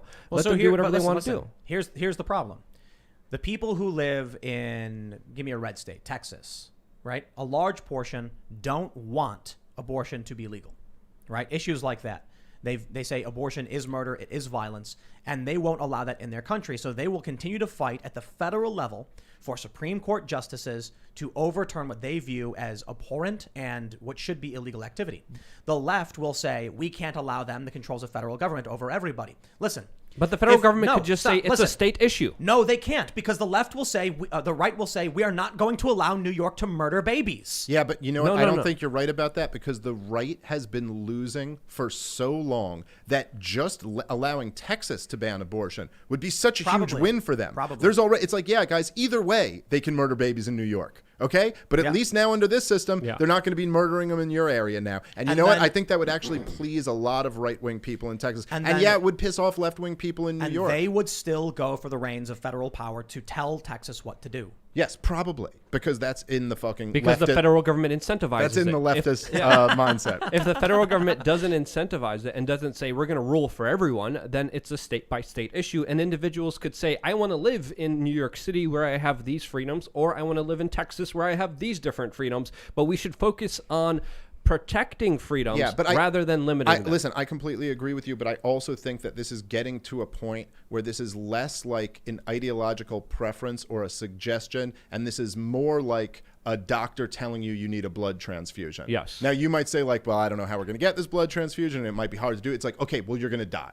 Like, this is not a joke. Right. This country is on a suicide mission right now, and everybody knows that. This isn't a game anymore. I remember back in the Ron Paul days, right? Ron Paul used to always basically say that. I mean, those weren't his words, but he would basically say, this country's on a suicide mission. Like, this is an unsustainable path. It wasn't just like, look, I'm a libertarian and I have this ideology and I think we should all live this way. He was telling you that this system is doomed to fail. And back then, even when he convinced me of it, it was still kind of an abstraction. It was a concept. Now we're seeing it. We're watching it. This country is on a suicide mission, and this is the only solution to it. So we have to try somehow to move in that direction, because the truth is, what you were saying about a right-wing or a Republican winning, you're right, and you make good points. But we are going to go in a populist direction one way or the other, for the simple reason that this type of corruption that just screws over the average person so much always leads to populism. Yeah. You can't. What we just had this last year was the biggest transfer of wealth from the middle class to the upper class in human history. I mean, it's just been an attack on small businesses and massive bailouts for big corporations, big banks. They're all and doing the inflation great. of our currency, the Yes, printing of currency. Well, and that goes right along with the same trend. I mean, when the new money gets created, it always goes to the top first, and they get all of the wealth. They extract wealth from the poor and the middle class. And when you have that scenario, of course, someone like Bernie Sanders or someone like Trump, who speaks to the average guy that, hey, let's take this whole thing on and win for you, even if they both have some idiotic ideas of how to do that. That's always going to be popular. And then what that requires is more government suppression in order to suppress the populist voices. So we're going to be in this cycle that's going to kill us unless we decentralize. Well, they milked this country to the tune of $28 trillion. There's no going back from that. The larger economic ramifications are terrifying. The way I view what's been happening is we're two sides continually trying to build a tower to see in the other direction, right? Let me mention it this way. You've got two buildings. And the people on top are like, I want to see the other side. I want to see the mountains. Well, I want to see the ocean. So the left builds a little higher, and now they can see the ocean. So the right says, well, now I can't see. So they keep going up. Eventually, the towers are getting so big, they're starting to sway back and forth. And the bigger they get, the more they sway, the more violent it becomes. And then eventually, they both snap and collapse and crush under their own weight. That's what's happening if this escalation keeps occurring until someone finally says, I'm going to stop. But you know what? People aren't going to stop. You know why? I believe in freedom, free expression, individual liberties, individual rights, the Constitution. I don't like authoritarianism, be it from corporations or the government. And there are people on the left who think the government should mandate what people do because the planet is doomed. They think we're on a collision course with the planet's going to explode. And so they're willing to destroy your life and sacrifice you for the greater good. It's a very utilitarian versus deontological argument. You have people on the left saying the needs of the many outweigh the needs of the few. And then you have many people on the right saying any act against an individual is an amoral act that cannot be, conducted. So ultimately what that leads to is one side saying, I will not let you destroy this planet. And the other side saying, I will not let you oppress individual rights. No one is going to back down from that fight. Or would you say, you know what? In the interest of peace, I will allow the left to continue their expansion of authority and wokeness and then all that. They're doing it now anyway. I mean, so you would. But what's the actual proposal there? So in the interest of peace, would I say that Portland can go as woke as they want to, as long as they don't force that on the rest of the country? No, that they take the rest of the country over and instill their ideology over everyone else to prevent fighting. No, that I think needs to be fought against. I mean, because and they say the same thing. You see the point. Yeah. Why would I say to the woke authoritarian communist types that I'm going to let them oppress people? I won't. I'll say, look, in Portland, I've actually where I was earlier in the year was like, shut it down. That's crazy. And now I'm kind of like, it's Portland. They voted for it. They must want it. Who am I to intervene? But to put that on the rest of the country, to see the woke left call for the things they're calling for when they're like, it's the craziest thing when I hear them say, all we want to do is give the right-wingers health care, but they're so dumb, they don't understand it. And it's like, no, maybe you don't understand. They don't want to live by your rules. Yeah, look, I'm with you, okay? And it's kind of like, the challenge is daunting. You know what I mean? And it's like, but it's worth attempting. And to me, do you mean like a peaceful? Yes. Right. The only option that we have is to, as we were talking about before, that a military confrontation with the most militarized government ever is not going to work, and it will just lead to bloodshed. All we have is the power of ideas. And the truth is that there is still a remnant of decency in the human spirit. And a lot of people there is a huge movement of people who are turned off by the woke stuff. There's a huge movement of people who are turned off by a lot of the just swampiness of the establishment in general. The problem is that the other side always scares them back into their base. Right. So a lot of the kind of like liberal left who doesn't like the woke stuff, and there's a lot of them out there. I think the vast majority of them are silent because they're kind of cowards about it, which I think is part of the personality type of the liberal left in general. But so they're too cowardice to ever be called racist. But then they see Trump and they're like, okay, well, this guy's too gross for me, so I'm just going to stick in this kind of camp here. Or some of them might walk away. Yeah, well, that's true. Like, I'm going to vote for this guy. That is true too. But the truth is that you have to find different ways to attack this stuff. And what doesn't get confronted enough to me about the whole woke movement is that, like, Like, people battle it and how stupid it is. And that's kind of easy. And it's true. And it's divisive and it's racist and it's horrible. And it's also just really, really dumb. Like, it's really, really dumb. This is why Ben Shapiro got so popular, because he'd battle their woke ideas, and people would just look at him and be like, this is so, like, absurdly ridiculous. He can just shred these ideas up. But what's not mentioned enough is what is actually going on here and how brilliant the whole woke movement was. It's like, why do you think this stuff is pushed by government and big corporations and big banks at the highest level? Like, why is it? It's like, well, what was the left doing 10 years ago? You know, say whatever you will about the left. 10 years ago, the left was standing outside the big banks screaming, we are the 99%. You think that got some attention out of people? Do you think it's crazy that all of a sudden they have completely thrown you off the scent now and just have you focusing on microaggressions? Just imagine, like I was saying this when I was on Rogan a couple weeks ago to him, where I was like, imagine you're Goldman Sachs exec, right? And you have Bernie Sanders coming up and he's going, there should be no billionaires. And you're like, huh. And then some other, like, woke kid comes up and goes, I want to talk about microaggressions. I think you'd be like, yeah, I like microaggressions guy has something he wants to say. Let's focus on that guy. So this has all been just to pull the wool over the eyes of the left, because the left, when it's at its best, is actually a threat to this power structure. Yeah. I want to show you guys this comic because it's great. And I've mentioned it before. It's a man sitting at a desk. Outside his window, it's a business guy sitting at his foofy desk with his degrees on the wall. And outside is a bunch of people protesting, holding a big sign, Occupy Wall Street, Stop Corporate Greed, Fat Cats. And the man inside is smirking on the phone, and he says, introduce them to identity politics. And I remember, because I was at Occupy Wall Street, as was Luke, when this started happening. When it went from we are the 99%, the big banks have extracted the wealth of the people for too long, to all of a sudden, twinkle fingers, progressive stack, if you're white, you're not allowed to speak. Yeah. There it was. And when we look at all of their kind of woke ideology, it's meant to divide and conquer. Whether it's your family members, whether it's your race, whether it's your sex, whether it's your identity, whatever little category they could put you in to make you feel different and make you fight someone else who is not on your side, intersectional, identifying as it or this or whatever you want to do. You're creating essentially packs that are meant to drive wedges into our modern day culture, so we're at each other's throats. Instead of understanding and being afraid to talk to each other because you don't want to offend someone if you use the proper pronouns or not. What kind of civilization and society are we living in where we can't even say, hey, you, buddy, bloke, whatever? There's a guy in the UK who went to jail for calling someone a bloke. And this is why the left eats itself. It is not a bug. It is a feature of what they do. They don't want them to ever actually be able to unify around anything cohesive. So everything they do is offensive. My favorite moment in this whole nonsense was when one organization came out. It was like International Organization for Women or something. I forgot what the name was. And they said Wimixen, WOMXN, Wimixen. I don't know. And they say it's pronounced Wimminx.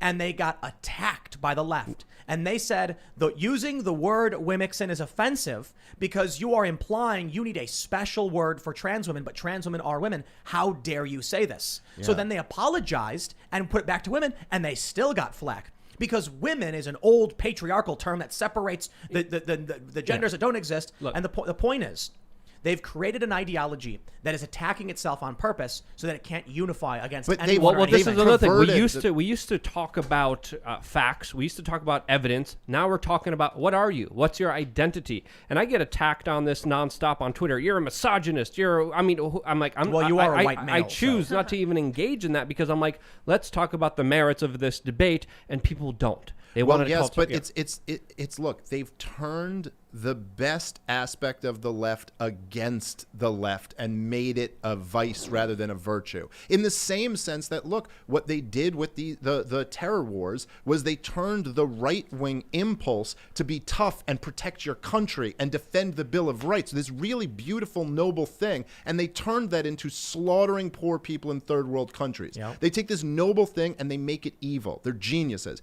And what they've done is they take this leftist kind of impulse to care about the marginalized, which in its purest form is a good thing, something that's a society, a moral society needs. And they've turned this into attacking everyone for every stupid reason. But it's to Luke's point. This is the perfect, it's the perfect divide and conquer tactic that can never, you can make sure that they never focus on the fact that we have more in common with each other than we ever will with Donald Trump or Joe Biden. And when they're fighting each other, the corporations do whatever they want. And what I've said before is that when we had these civil rights groups that were fighting against racism, fighting for social justice, civil rights, it was kind of like an immune response. We had something bad, and we said we're not going to succeed if we're divided all the time. And so this movement emerged for equality under the law in the 1964 Civil Rights Act, followed by Loving v. Virginia, which said, under the law, we are all Americans, and that is our identity, American citizens. Then we start to get an immune overreaction. Now these people are looking for racism everywhere. They still are operating under this immune response, but it's more now like an autoimmune disorder, attacking healthy cells, thinking it's a diseased cell. And that's when a living creature dies. There are numerous disorders that are like that, an overactive, targeting the wrong thing and destroying it. Okay, so just really quickly, it's a very quick story, but my buddy, Scott Horton, who I don't know if you know him, he's a genius. He's the managing editor at antiwar.com. He's the greatest. Anyway, you guys check out Scott Horton if you don't know who he is. But he was telling me this story, and this is a great example of how they divide us with this stuff when we should all be together. But it was at the Bundy Ranch standoff, and he was talking to one of these, I forget, but it was one of the leaders in the Black Lives Matter movement at the time, and he was basically telling this lady, he was like, you guys should stand with the Bundy Ranchers because you guys have so much in common here, and you could unify and make it like a left and right thing and really focus on who the enemy is. And she showed him a picture, and it was one of the Bundy Ranchers had a F BLM shirt on. And he goes, no, see, they hate us. They hate everything we stand for. And he goes, no. That's Bureau of Land Management, AKA the cops. Yeah. They hate the cops. Right. They're the same as you. It's literally just a different version of the same thing. Trying to explain the Bundy thing to people is funny because it comes up all the time. I'm like, they were criticizing BLM, and they're like, Black Lives Matter? And I'm like, no, Bureau of Land Management. And they're like, oh. It's like, in other words, the federal cops. It's the same thing. It's just literally people who are saying that they want to live their lives, and there are these federal agents who are coming through and bringing violence to them for no justifiable reason. And that is something that could unite people. Yep. But to me, the way to attack the woke stuff is more than just calling it stupid and smashing it, because that's just been done to death at this point, is to let good, decent leftists know that they have fooled you with this. And they are laughing at you. Yep. Those same bankers are cracking up laughing that you're talking about white supremacy rather than talking about banker bailouts, which is a much more real thing. We went from Occupy Wall Street, we are the 99%, angry over the bailouts for the big banks that ripped us off, screwed us, destroyed the retirement accounts. And in the first week of Occupy, there was unity. There were older conservatives there. There were libertarians there. People like Luke, Ron Paul libertarian types were down there saying, we agree, the establishment, the big banks, etc. Once it turned woke, we are now 10 years on, almost 10 years. And what do we get? I guess, basically, as you mentioned, we're now witnessing the largest transfer of wealth in human history, and the left is in favor of it. Well, right, but what has the left gotten? So you get the largest transfer of wealth in human history, so much of it going to these big bankers, but they will send their white execs to diversity training. There you go. So that's what you got out of all. They bought you off for the cheapest gesture. Wait. The military-industrial complex. The military-industrial complex is now run by women. That's right. Oh yeah. Bravo, everybody, ladies. Excellent. You are the new warmongers. Women can do it too. Yes, the bombs that are going to be dropping on Yemen are going to be dropped by the orders of a woman. So everything is saved. Everything's great. Manufactured by the women. Exactly. Ordered by the U.S. federal government, and potentially its female vice president. And she's a woman of color. Well, you brought up something that I've been talking about, and I think we've been talking about for a number of years now. We've seen the writing on the wall. We've seen it slowly incrementalized. And we have to understand also these people are very patient. They know they see threats. And one of the biggest threats against them is people coming together, realizing that they have a lot more in common than they have different, and working together towards helping themselves, benefiting themselves, but also not becoming victims to the machine, the system, the multinational corporations, the government, whoever it may be. I think it's obviously a fact that people are getting screwed over more than ever. You can't deny that. How best can you keep them in a way where they don't notice it?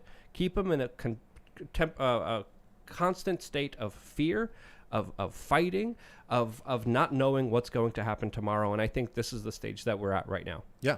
No, I agree with that. And I also think that this great suppression on social media is something that they've been very patient about and has been in the works for a while, because this has been the chink in the armor for quite a while. Like, if you were to look at the establishment,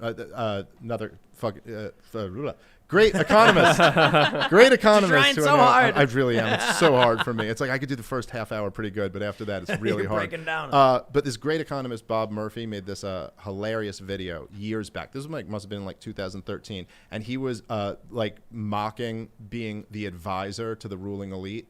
Like, if he was going to come in and basically give them a report of what his advice to them to do is, and he's like, okay, ruling elite, by the way, doing a great job.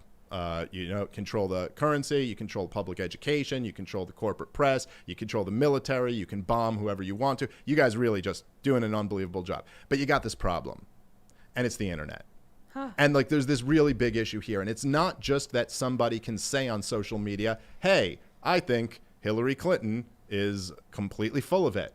But then people can also look at it and go, that got 10,000 likes. Yeah. Oh, wow, there's 10,000 more people who agree just with me and just with this guy. And this has been the biggest Achilles heel for the ruling elite. And so, of course, they have to try to plug this up. So for all the negative stuff that we were saying before about social media, which is all very real, it is also kind of our only hope. Right. It's kind of our only hope that some of these ideas can spread without the gatekeepers.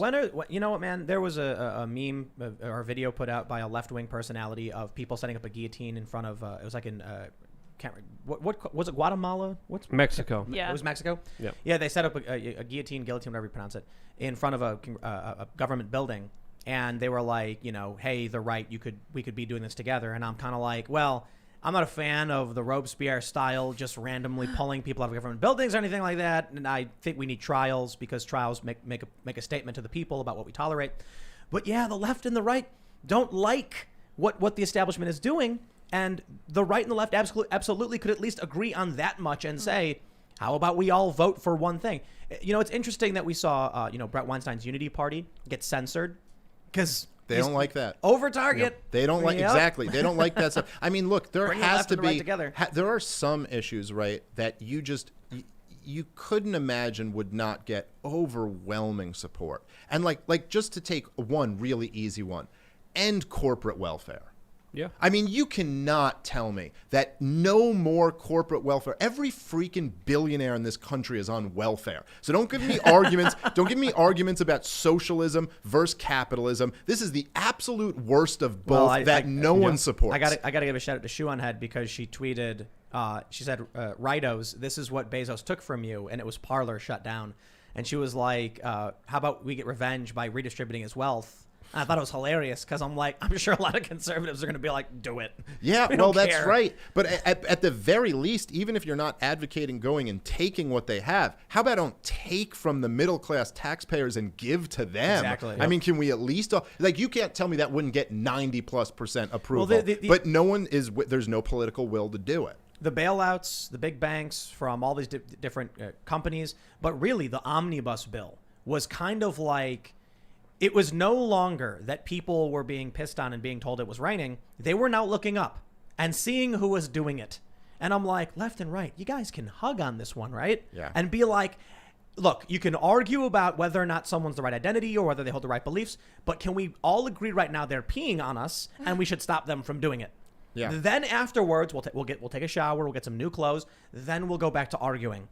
But for the time being, you can see what's going on, right? Can you? I said on my show, and it was like a couple weeks before the Capitol Hill, the Capitol building thing. But I said it felt like they were daring the American people to revolt. Like Seriously, it felt like after 9 months of locking people in their home, destroying businesses, and they're sitting here going, we'll give you 600. All right. I mean, I guess we could consider giving you a little bit more than that. By the way, Israel's up to $3 billion this year. And you're almost like, are you actually like daring people? Because you are pushing people to a direction where understandably they're going to lose it. But they don't care. You know why? Because they know that an individual will react emotionally without strategy that will benefit them. Yeah. In the end, storming the Capitol gave them everything. Yep. Everything. Trump said peacefully cheer on politicians because Trump, I genuinely believe, thought that they were going to go and he was going to get his complaints heard at the joint what session. do you even think his like? Did you listen? He's a doctor. I'm sure you listened to the phone call that got put out that he had with the Secretary of State of Georgia, and it was one of the things to me. And I've basically been saying for a while, this thing that I said earlier, that Trump isn't what the left projects onto him. He isn't what the right projects onto him. He just is what he is. He's what we always knew he was. He's Trump. But even for me going in like that, I was so blown away how much he was just Trump on the phone call. Like there was no direction even. There was no plan. There wasn't like, okay, listen, we need to focus on these 3 counties. And if we do this, we can take it to this court. And then I can get this overturned. And then he's literally just goes on like a rant for 15 minutes at the beginning. And he goes, we had the biggest crowds. I know. And all the polls said we were going to lose big. And they were all wrong. And I think we did tremendously well. And you're like, oh my God, even behind closed doors, of course, he's just the exact same guy. He has no other gear. There's no. So I don't really know that there. I think the plan was in Trump's mind. He's like, I'm tremendous. Biden's a loser. There's no way he won. This whole thing's rigged. I'm gonna keep calling it stupid until I'm president again. And there was really no more specific plan than that. It was just like I'll like he always does. I'll tremendous and insult my way into a second term. I don't know if he was actually thinking about where it was going. I think he was just expressing himself, complaining, and telling his supporters over and over again how he felt. Yeah. And then what did he really say? We're going to march peacefully and cheer for some politicians. But people had already been storming the Capitol. So what ends up happening then is these people made a serious tactical error thinking that you could use violence. We are...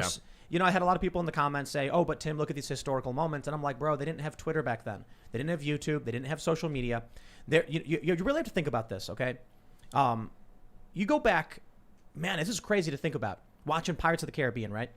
He comes up on that in the first movie, the boat's sinking and he jumps in the dock. He walks up and the guy says, what's your name? And he goes, Smith. And then he gives the guy money. And I'm like, why did he pay him? They don't have IDs. He could have literally just said Smith and carried on. But like, we're in this day and age where we assume identity is like, it's always proven because you always carry the ID that you'd have to bribe someone. No, you'd literally just lie and they could not prove it. They'd take your word for it. And there was just more trust, I suppose. But also think about what life was like back. You ever play Red Dead Redemption or Red Dead Redemption 2? No. I mean, there's like, in the Wild West, if you were in the middle of the desert and you saw a dude and you just killed him and took his stuff, no one would ever find out. We're in the information age. Everybody knows exactly what's happening, and people don't tolerate those kinds of things. They didn't then, they don't now, and now everyone can know about it.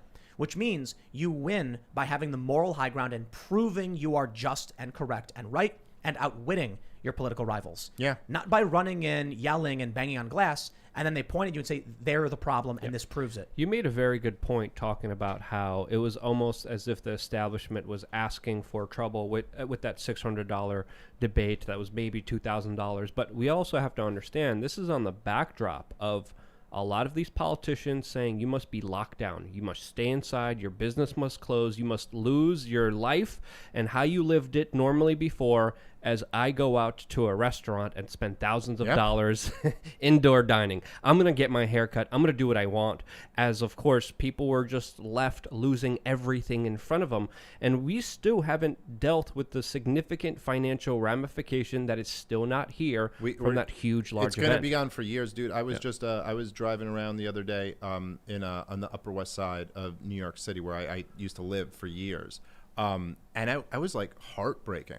I mean, like I was like getting choked up driving. Where 1 out of every 4 stores that I used to go to, and like I know these people. I knew their families, like a bunch of family businesses. They're gone. This is like where the first home that I brought my daughter back to from the hospital, and the little like bodega we used to go to, and this restaurant, and these are real people's lives who have been destroyed. And then these people who would attack you. They'd attack anybody if they were out in the street. You remember the what was it on MSNBC or CNN when they're like, look, this guy's not wearing a mask, and he goes, your cameraman's not wearing a mask. Right. You know, and then had the video, had the cell phone video to prove it. Yep. And then oh my God, there's kids on the beaches, probably, by the way, the safest place you could possibly be, on the beach. And then all of a sudden there's riots.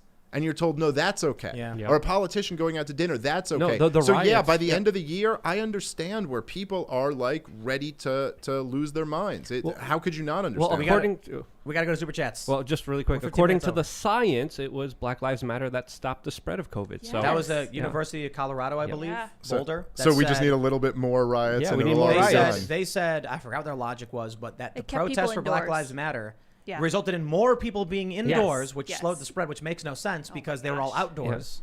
But let's you would jump, think they would be celebrating the Capitol attack. jump to Super Chats. If you haven't already, smash the like button. And also, we are in the process of smoothing out Timcast.com. So check out Timcast.com, become a member, and we're going to start producing members-only content very soon. Some people were emailing about issues with logging in. We're getting it all sorted, so you can donate now at timcast.com, become a member. We're going to have exclusive interviews. We're going to have private events. First come, first serve. Tickets will go out to people, and that's what you get when you sign up, so you can support the show by doing it. And let's take your Super Chats. Again, smash the like button, subscribe, notification bell. We got Red Dragon. He says, this is what I actually mentioned earlier. He says, Trump is the best president of our lifetimes and should be tried for war crimes, both unironically true.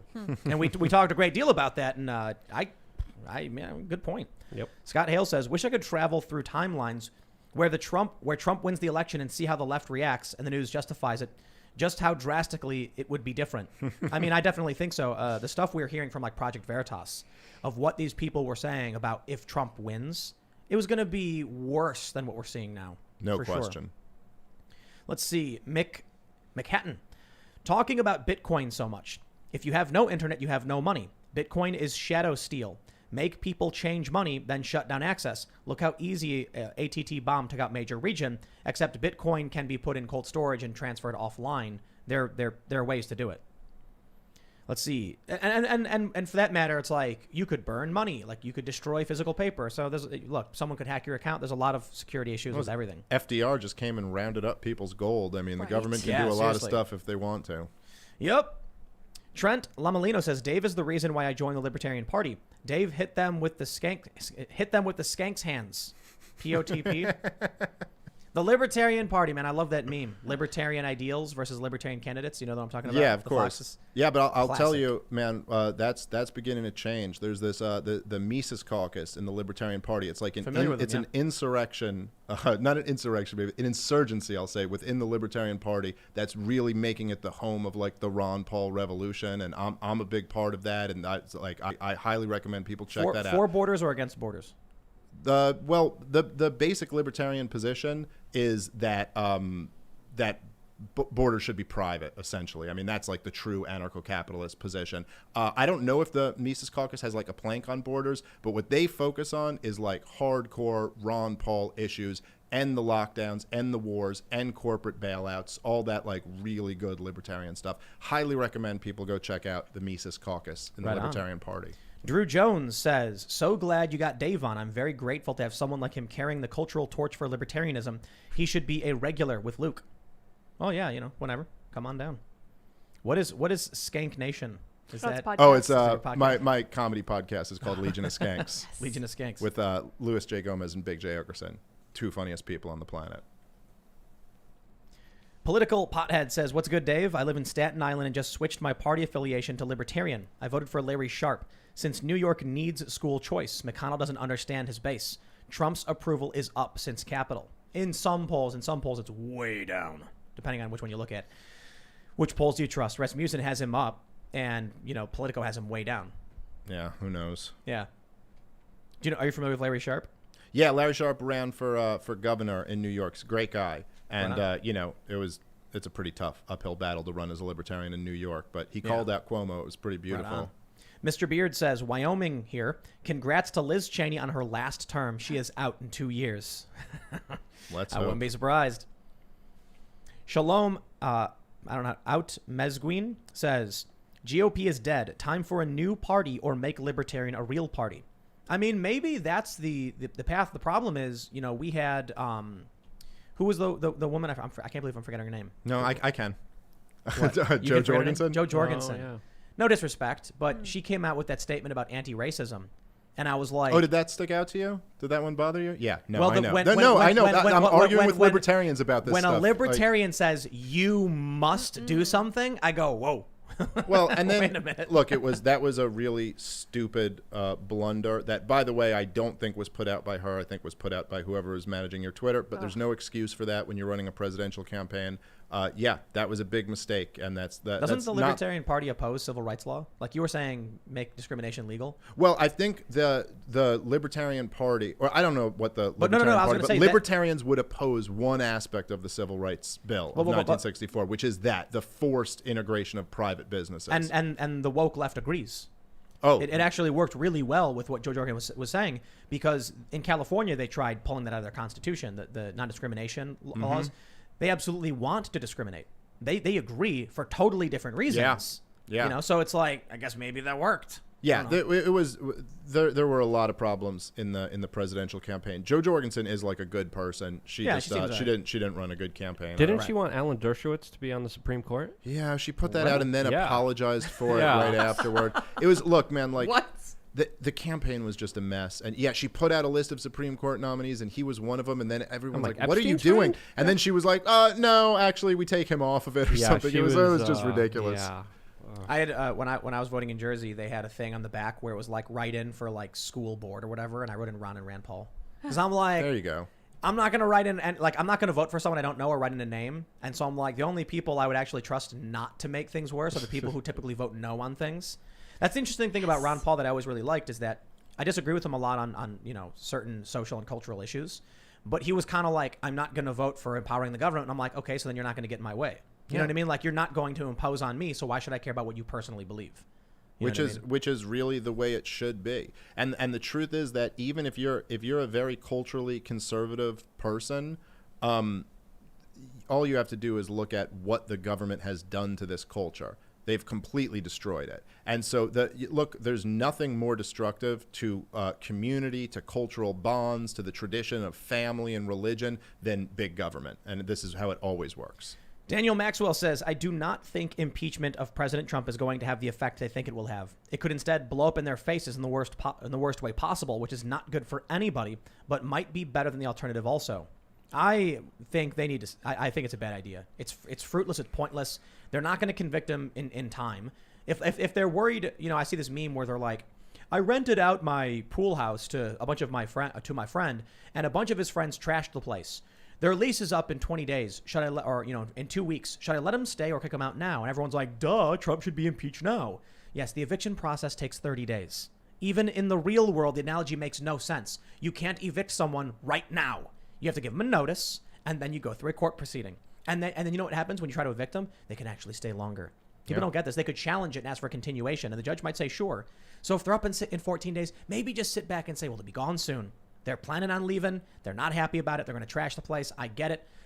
But the alternative could be worse. They don't There also seems to be no interest. Do you remember when Jordan Peterson was on Bill Maher and he kind of like stumped the whole left-wing panel when he was just like, so what's the plan? You guys want to get Trump out. What's the plan for the tens of millions of people who voted for him? Like, how do you bring them back into society? And they're all like, well, and it seems like there's really no plan. Like, no one's concerned about the fact that 74 million people just voted for this guy, and you want to now like undo the will of the last 63 million people who voted for him. And it seems like they have no interest in trying to bring those people back in the fold. They want to squash them. Rita Ho says, shout out to Luke for bringing up Taiwan. We have been on our own all my life and will continue to fight. By the way, will Biden challenge 2A, and should we expect civil war from this if he does so?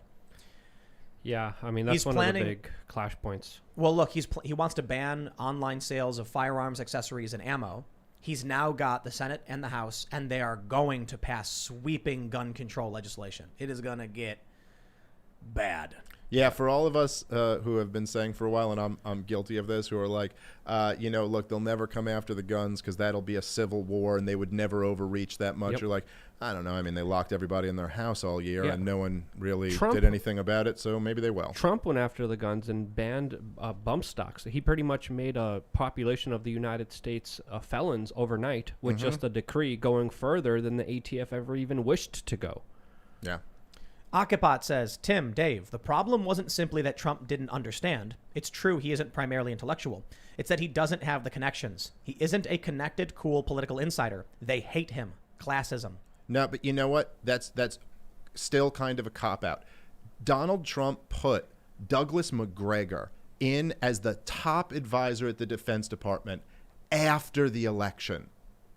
This was the guy to put in to end the wars. This is like the guy. If you don't know him, go look into him. He is the military genius guy who wants to end all of these wars. Trump knew who to put in.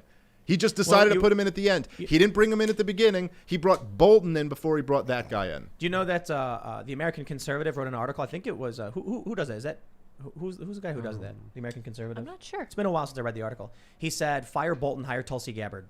Oh Yeah, there you go. She's gonna stop this stuff. And Trump had people around him. He had Brad Parscale telling him to get on Parler in early 2020, and Trump didn't do it. You know why? He listened to Kushner. Yeah. Eye roll. Yikes. Too bad. They would have been huge. And I've been saying the whole time, all Trump has to do is join any other social platform, and they won't be able to ban it.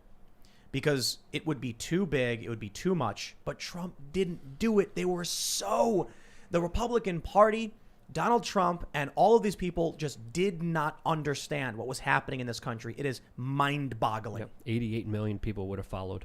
Yeah, and it would have changed the landscape and rebalanced things. That one move of Trump being like, from now on, I'm going to be posting on minds.com. Boom. Yeah. Change the landscape of social media, create real competition, and simmer tensions down between everybody. The media would be forced to report on what's happening on other platforms. Instead, Trump finally waits till the very last minute, gets nuked, and then can't do anything about it because then they go after Parler before he has a chance to even sign up. Yep. Jeez. Matthew Jock says, Bottom Gun Coffee Company wants to send you guys some free organic coffee. Keep up the excellent content and let us know if you're looking for some sponsors. Always, we have a couple right now. That would be great. What's the email we have that people can send stuff to? We have spintheufo@gmail. Spintheufo@gmail.com. And we're going to create it. We're going to create some new emails. So, Yeah. But send us that info, and then we'd love to take a look at coffee companies. That'd be fun. Brandon Icock says, Hey, Dave. Somebody I used to look up to supports the LP, but disagrees with monetary policies they support. Said the Fed serves a purpose and voted for McCain as a conservative. Ooh. Would this put him in the loser brigade? Well, I don't know about the loser brigade, but I mean, voting for McCain and supporting the Fed are two just damn near unforgivable things to do. But no, look, I mean, the Federal Reserve is basically the center of this whole banking cartel. So if you really want to take on this system that is extrapolating all of this wealth, or what's the word I'm looking for? Not extrapolating. That is extracting. Yeah, taking all of this wealth, stealing Robbing? wealth from the American people and giving it to this cartel. This is literally it's the lifeblood of the warfare state, of the welfare state. So that's the center of it, and has to be opposed. Strong armed robbery, I think they call it. Yeah, there you go. Yeah. That works. Awesome Human says, been lurking the Q sites to see what it's all about. They're seriously gaslighting people and creating fervor. Y'all see that Alex Jones video? Yes. Where he finally snaps and he's like, you're lying! Ah! Ah! Yeah. Good for him. Uh-huh. But who did he snap on? He snapped He on was talking to Q somebody. people. Yeah, something about... I saw Tim Dillon tweet it. He goes, imagine where you are at life when Alex Jones is yelling at you to calm down. I know. It's just so For real. funny. For real. It's crazy. So, for a long time, I didn't know a whole lot about it, but since it's become more recognizable and more prominent, especially with the Capitol stuff, I was reading that they claimed Mueller was secretly working for Trump the whole time and that it was a plot to arrest Hillary Clinton or something. Yeah, I And know. I'm like, why would you believe that? They talked about bombing Iran being a good thing, and I'm like, are you kidding me? Like, It was just a whole lot of nonsense, though. And I've seen people share with me. I've seen people who are left share Q stuff. And I'm just like, they don't realize. They don't know what it is. No joke. I guess you've got these crazy conspiracies. Who are we talking about with this? Were you just saying it earlier? The left and the right. Oh, no. It was a super chat the other day where they said there are people who think that Trump is dog whistling secrets to them about supporting him for his attempt to keep the election, while the left secretly thinks that he's dog whistling to his Russian masters, that he's actually a spy. Both of these groups have lost it. Yeah, like it's not happening. And the truth is, he's just bragging about his crowd sizes. Right. It's nothing. There were so many people there. All. They loved me. The radical left came. It was all them. I think it's crazy that Donald Trump does that thing where he does the pinched fingers. And from that, you got people doing the OK sign. And so at some point, you had, I think it was Stephen Miller, straightening his shirt. And they were like, look, he's doing a double white power sign. It's like, you know what my problem is? That the social media will ban all the Q people and claim it's because, we don't allow the conspiracy stuff. But the left is going nuts with the exact same garbage. Yeah. And the other problem is that there are real conspiracies. And then anybody who wants to talk about them in a serious manner ends up being labeled with all of this other stuff. I mean, there are look, getting us into the war in Iraq was a conspiracy. This was really a small cabal of people who lied us into a war. But then anytime you use the term conspiracy theory, now everybody's thinking about these genuinely paranoid schizophrenic people who believe this crazy stuff. You know what, man? And so when I started seeing people I've known for a long time posting unhinged Q level garbage because they hate Trump so much they'll believe anything that comes out of, someone's social media account, I was like, man, now I know some people who went full flat earth. And I'm like, how do you believe the earth is flat, dude? And they do. And I know people who believe that Trump really was a Russian spy and you don't understand. And I'm like, what happened to you, man? Donald Trump is the guy from the TV who talked about firing people. He wasn't working for Russia when he was on The Apprentice, bro. Yeah. What happened? And I see all that and I'm like, man, now I totally understand why they're like, we want to ban all of these people and shut it all down. The only problem is they don't ban the left. So the reality is I'm not in favor of any of it. Let the people say the crazy so that we can ridicule it and mock it and explain to people why it's wrong. When they ban these people, they push them into these corners where they can only regurgitate the same thing. It's the problem the we're whole talking thing, about. and the whole thing that's so ridiculous is that these are the same people who preach about democracy. And so you're like, okay, well, listen, if the good ideas can't win out in a free discussion, then how do you expect people to have the power to vote for the leaders who are going to determine the policy of what is allowed to be said? Like, this is also, either people are capable of doing this in a society, in an open society, or we're not. And it doesn't work. And in that case, you should just support a dictatorship or something like that. But obviously, we all know the problems associated with that. So let's let all the ideas be expressed and let the good ones win out. I saw a tweet and they said, I can't remember who it was. They said, at some point, will the left reflect on the fact that if you have to suppress people's conversations and ideas in order to maintain, your ideology, there's something deeply flawed with your ideology? No, they won't. They believe in subjective morality, and they don't think, they believe truth. There's no truth but power and things like that. So they'll just do what they want to be in power. Denine says, Ben Shapiro made this point, but as a Gen X, I can attest that there has been growing hatred for the right for decades.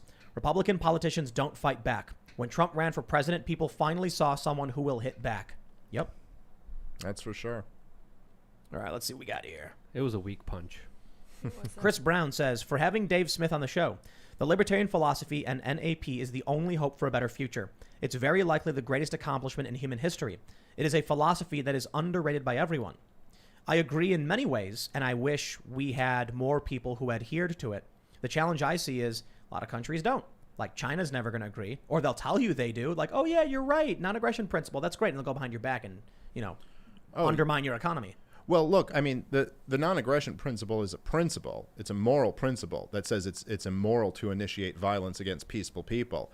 That's not to say that everybody's going to abide by it, but truthfully speaking, a huge part of the rise of China and the fall of the United States of America is that while we're waging war after stupid war after stupid war, seriously, they're going around and investing in places. And this is why we have an expanding empire that is destroying our country, and they have been much more stealthy in this. Now, their human rights violations are, abhorrent and awful. And I think there's a strong argument that we shouldn't work with the Chinese government in any capacity that can help them. I really like Jimmy Dore because I feel like he's one of the very few legitimate, telling the truth about how he feels and what he wants.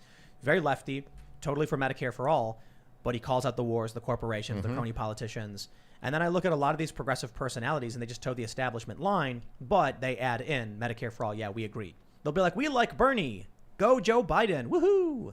I'm like, yeah. No, the thing that I love about Jimmy Dore, and I definitely disagree with him, particularly on some economic stuff, but the thing that just makes me want to salute him, like, is that Jimmy Dore's like, if he supports someone because they're like against the wars, and then they go, well, I mean, I guess I kind of think we should fight this war, he will just rail them the next day. Like, he is about his principles and not just, he doesn't fall into any of the, like, the tricks. He's that dude's really strong to what he believes in. Yeah.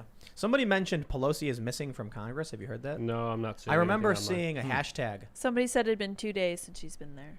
I mean, is that a big deal? That's considered missing. Yeah, I don't even know if that's normal or not. Yeah, How long does she usually They go? often have pro forma sessions and then just disappear. She's probably just getting a haircut. Yeah, no doubt. She's at the salon.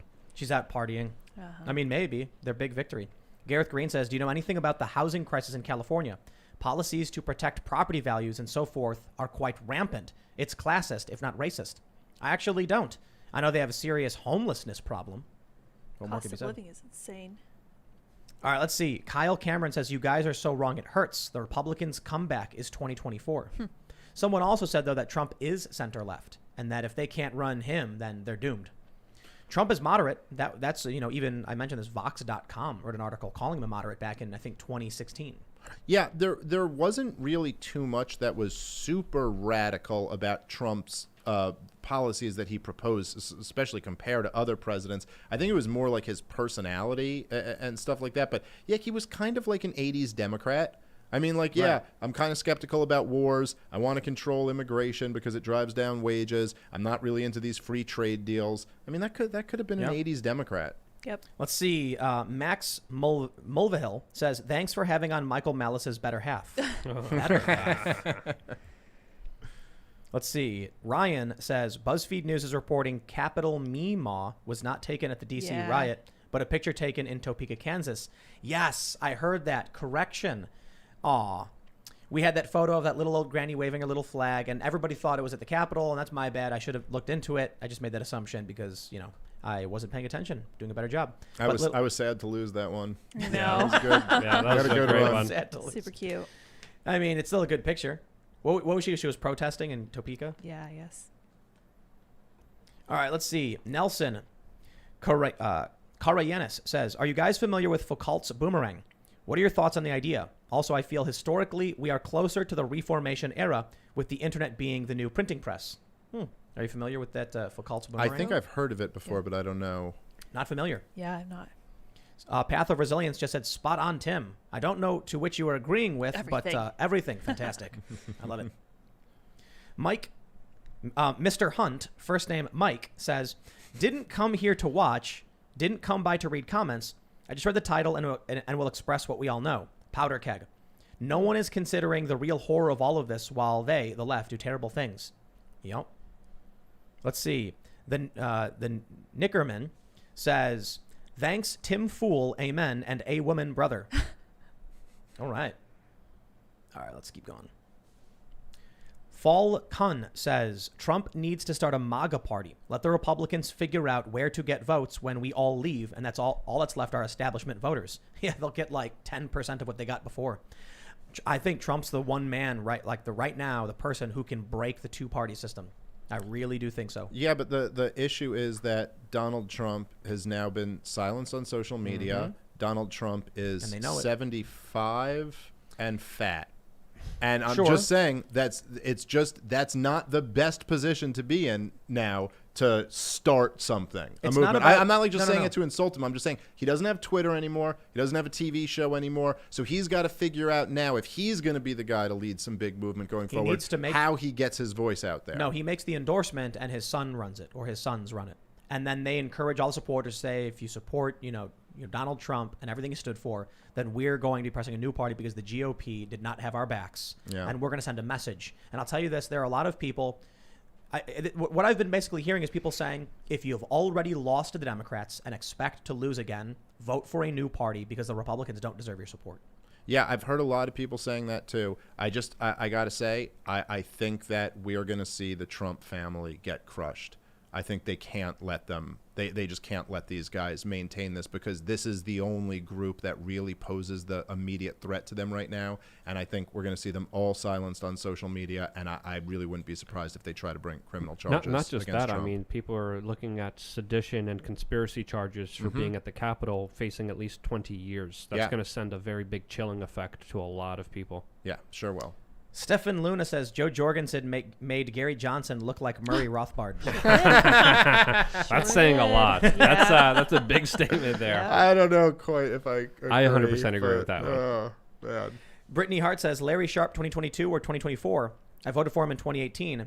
He's got the best Liberian ideas. I'm no, guessing. it says Liberian. Well, he ideas is. I've always said Larry libertarian. Sharpe is a solid Liberian. Okay. So, Oh, what a poor country. Denny Decibel says, "Hey Tim, have you reached out to David Barton yet and invited him onto your show?" I'm not familiar. David Barton. I'll look him Who's up. that? McCole Petnick says, "We need to play the same game as the establishment. Tell all the leftists that it's the banksters and Federal Reserve that are the true racists and super racists and supremacists, and how much richer we'd all be without them." I mean, that's true, though. yeah. If you want to talk about wealth redistribution, maybe it's time we just say, you know what, leftists, we agree, the Fed is ripping everybody off. You want to talk about wealth redistribution and universal health care? Here we go. Then you'll see how fast your show gets banned from the internet. No joke. It's today, on today's episode, we're going to start with what we normally say. Everybody should unite around the Federal Reserve, and then they'll ban you. All right, let's see what we got. Spaceman says, read The Demon in Democracy by Rizard Legutko. Great podcast. Thank you. Let's see. Karn, is that a cam? Karna Handon says, who does Dave learn all his foreign policy knowledge from? Well, I mean, I'd give a shout out to antiwar.com. They're fantastic. The Libertarian Institute, the libertarianinstitute.org, antiwar.com. I mean, I learned a ton of it from Ron Paul, Noam Chomsky. I think Glenn Greenwald's done great work on this. Jeremy Scahill's done great work on this. Pretty much the whole foreign policy staff at Cato is really great. Like Cato, I don't agree with all of their stuff, but their foreign policy team is really solid. Cool. I guess that's it for now. Grant Green says, what does Dave think about libertarians defending big tech? They say it is a free market, yet ignore the protections they receive, such as IP protections that last 70 years and things like Section 230. Yeah, okay, it's just so stupid and infuriating, and I've been battling with other libertarians about this for a while. Look, here's the thing, right? Libertarians' greatest attribute is our autism. And our greatest flaw is our autism. Indeed. So it's like libertarians have this autistic thing and this is why we have like the best arguments for why raising the minimum wage actually hurts low-scaled workers, because they've really thought about this purely. But the problem is that then they get trapped in this like world where they're not being human beings, and they're going like, well, it's a private company, so a private company has a right to discriminate. And it's like, yes, okay, but what you're not understanding is that this libertarian principle will kill the future of libertarianism. But it's supporting if you don't exactly look. Here's the truth, okay? You have to view things, and this is why I really do like this term and think it's useful, through the lens of the cathedral. The state is not simply the government and government employees. It's the deep state, it's the corporate press, it's academia, and it's big business that are crony capitalists, and it's big tech. Yeah. They're all working together and doing each other's bidding. They're not separate things. They're all one thing. And I think that what might wake some libertarians up is seeing Ron Paul get messed with on Facebook. Because do you really now, remember, do you ever hear that Karl Marx line where he said, the capitalist, I don't remember exactly, but it's like the capitalist will sell us the last piece of rope we can use to hang him. Yeah. And there is some genius to that, right? So it's like, libertarians, do you really want to be in the position of defending big tech's right to silence Ron Paul? Because that's pretty self-defeating. I need someone to make the meme of, they do the thing where the person looks normal and there's 4 panels and they slowly change over time each panel. And it's like my reaction watching big tech censor the patron saint of libertarianism, and then their face slowly starts turning into the communist flag. Yeah. Well, look, at the very least, I'm not calling for any type of government action. Like, I know there are people who are calling to like nationalize these industries. I think that's a crazy plan. Like, I gotta be, the idea that like, oh, if we nationalize it, then they have to live up to the Constitution, because of course the government always lives up to constitutional protections. Like, I think that's crazy. But at least criticize it. Don't just sit there and be like, well, they have a right to do it. They're being protected by the government. Well, yes. And so take it away. No, not just that. They're not private entities. They're quasi-state entities that work with the government. Today, Facebook and Twitter worked with the State Department to bring back free speech in Uganda, of all places. That's right. So you look at InQtel, you look at the government contracts, you look at the tax subsidies. These are entities that only exist all built off government and only have monopolies because of government. That's the issue. No, you're absolutely right. But I do think that in the same sense that like what I mean by the autism thing is it's like, if I actually Malice used this example, but it was like if a restaurant like served you cold rotted food and the libertarian went, well, they're a private company.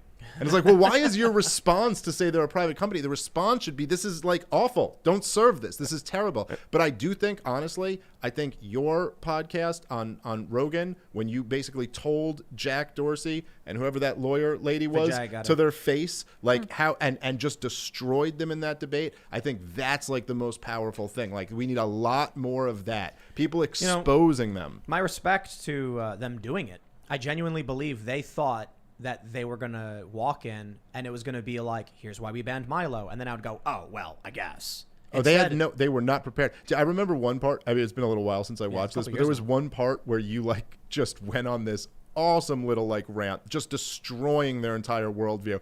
And she just gave you the most corporate, like she was just silent for a minute. And then she went, thank you for your feedback. And we will discuss that with our team. And you're like, oh man, that is really weak. Yeah. There was like a point where I knew we had to go in to start talking about specific individuals, and then we got to the point where I said, at what point did you become the arbiters of what opinions are allowed in public discourse, removing people based on your ideals and things like that. And I thought that was a really important part of the conversation they didn't expect. Yeah. They thought it was going to be like, we ban this person. Because I think they genuinely believe their worldview is the universal worldview. Yes. So like when I explained the misgendering thing, the leftists don't get it. This is the thing about the left not understanding the right and the right understanding the left. The right knows what the left thinks when they talk about misgendering. The left doesn't understand what the right thinks when they talk about misgendering. And trying to explain that didn't work. And the most important point I thought that you were making was that you're so biased that you don't see it as a bias. Exactly. You just see it as, well, obviously this is the wrong thing to do. So we're not biased. We're against the wrong thing to do. And you're like, no, it's your bias that makes you think this is the wrong thing to do. Well, I asked him specifically about body dysmorphia. There's very similar symptoms to people who have dysphoria and dysmorphia. And I said, are you going to start protecting people who are criticized when they want to cut their hands off? I'm not trying to say it's the same thing. No, it's just taking this to the logical conclusion. If we're going to do this for the reasons you're saying, then why not this? Will we protect all groups that are experiencing some kind of body dysmorphia? Or will you only limit it to your ideological, point of view, or toward the groups you feel should be protected? Because I'll tell you this: if you want to protect the trans community, then I'll say absolutely. I think it's a noble cause, and I respect it. Can we talk about the other groups that need those same protections? Well, the answer was apparently no. Right. So I was like, then there's no consistency in your ideology. I don't think they even recognize that. No, for sure. Grant Henley says, I love Dave. Been a fan since 2012. I was an exchange student in Taiwan, and they hate China. They are very much like Hong Kong and U.S. citizens. They're actually protesting for Trump. Yeah, they're marching for him. Yeah. Food negotiator says Dave is right. Although Trump had the resources to crush the establishment and reach people as an outsider, he still lacked the real philosophical principles to go anywhere with the momentum. It is in many ways a shame that it's like to get the kind of personality and power to become president. Trump had that, but he didn't have, as you and they mentioned, the philosophical principles. A Rand Paul, I don't think, with all due respect, because I like Rand Paul, I don't think he has the X factor to be president. You know what I mean? Look, Rand Paul ran. He was in that same race. It's the great tragedy of the whole situation. Donald Trump was the only weapon that would work. He was rich enough and famous enough and rude enough and aggressive enough to be the one who could beat him. But then that tool didn't actually know how to wield power. It's so funny. Like we were saying downstairs before, it's like, they call him a dictator. Not one person got put in jail for trying to frame him for treason. They framed him for treason, and he couldn't get one person in jail over that. And they put his people in jail. Yeah, amazing. Yeah. Let's see. Angry Bellsprout says Trump should have started a Locals and charged reply guys $20 a month to abuse him. For those who aren't familiar, so Dave Rubin has Locals.com, where you can basically create your own. Your own social network where people go and it's just you and your followers and your subscribers, so it really cuts out the bots and stuff. Good idea. I like it. I'm doing my own website, timcast.com, which is basically similar, but it's mine. But could you imagine if Trump signs up there and then all of the people who hate Trump subscribe and pay money because they can't let it go and they need to hear what he has to say? That would be amazing. He'd make a ton of money. There you go, Trump. That's your path. Nathan Daniel says, remember when you used to say whatever you want. It's a free country. Yeah, memories. Mm-hmm. Funny. Let's see. Zar Kasim says, hey, Tim, food for thought. Everyone talks about the situation as being 1984. Consider sometime the idea and influence of Animal Farm on the establishment regressive left. I think it explains Cuomo, etc. Interesting. Cuomo's now in favor of opening things up now that the Electoral College has their votes have been counted. If you haven't already, check out timcast.com and you can become a member. We're going to start putting up members-only content probably really soon. We just went up just the other day. We're still working out some bugs, so bear with us. But you can sign up now to support the show because considering the censorship that's going on, and I'll just let you guys know, I don't know to what extent it's been reported, but Facebook is doing a major purge. It's not just Ron Paul. A lot of channels are getting hit with blanket restrictions and bans, and my page on Facebook has received some kind of restriction. I don't know what it means or what it's blanket. It's nondescript, but the risk is real. So that's why we've been trying to push really hard to get timcast.com up and running and start the vlog show and do more because we're at risk as well. So you can check that out and sign up. Would greatly appreciate it. Shale Kara says, first ever super chat. If you have Dave Smith on more, the more I'll be a donate. Dave, shout out. TWLVMNMR. Well, I don't know what that is. I didn't follow that part at the end, but I liked the general spirit of it. Right. Yeah, for sure. We'll definitely have Dave on. He's here now. Tanner Miner says, speaking of conspiracies in the Federal Reserve, how do you all feel about the theory that the Titanic was sunk intentionally so that many rich men died and the reserve was made off of that? I don't know the whole thing. I only know the Titanic switch theory. I haven't heard that. I never heard that. I only have room for so many conspiracies in my head, and sometimes when someone brings me a new one, I'm like, I don't have it in me. But you might be right. I don't know. They're fun. It's fun to like play kind of game of like mind Sudoku with these stories, but I just look. You can only believe so much, or you need evidence and stuff. And so when someone comes to me with some fantastic story, I'm just like, I think it's fun, but I'm not going to base my life around it. But I'll look into that. That's fun. Sounds like a cool movie for sure. Yeah. So Wyatt Belt says, Tim, going back to when you were talking about gun reform, how long do you think before HR 127 becomes law? Do you guys know what HR 127 is? No. I'm not familiar. No, I'm not. You want to look it up, Luke? I can look it up. HR 127. We will check that Oh, is that out. Cory Bush's thing? What is that thing? House Resolution 127 about banning all of the guns? punishing the Republicans? What does that have to do with gun provide control? for the licensing of firearms and ammunition possession. Yep. You have to get a license to buy ammo? Yep. Wow. Yep. How will that work? Will it be like, what'll happen? So this is what it's called. To provide for the licensing of firearm and ammunition possession and the registration of firearms and to prohibit the possession of certain ammunition. Whoa. Yeah. Sheila So Jackson there you Lee go. from Texas. Interesting. Yeah. Oh, that's going to pass. I think it'll pass immediately. They've got control of everything. It's going to just go right through. Great. Yeah, this will be fun. People are going to get real mad. Warren Dent says, Ann Coulter says Rand Paul is too short to be president. Yeah? Possibly. Might How tall is she? be I don't know. I right. looked that up. I don't know. Yeah, he's not She's the tall. heightest. He's Not not the tall. tallest. But Ann Coulter Ann Coulter is tall. She's very tall. She's yes. a very tall lady. Yeah, she might be right about that. It's not something you can try. Anonymous source says, ugh, I got here too late. Two of my favorite podcasters. Dave, turn Tim libertarian, please. Well, does that mean like libertarian right, though? I mean, I don't know. I don't really consider myself right wing, but every left winger considers me right wing. Is there like a libertarian centrist? Yeah, I guess I don't really know. Honestly, I think of libertarian as its own thing. Like Walter Block is a great libertarian. He always says it's the third leg on the stool. There's like the right, the left, and then this is its own kind of thing. It is, yeah. And yeah. that's how I look at it. But then of course, if you're just not a leftist, pretty much every leftist thinks you're a right winger. Right. Like that's just how it works. I mean, it's hilarious to me. I saw the thing with that Vaush guy or whatever was like, well, you're a far right guy, and you're like, do you really like? Is that your conception of the far right?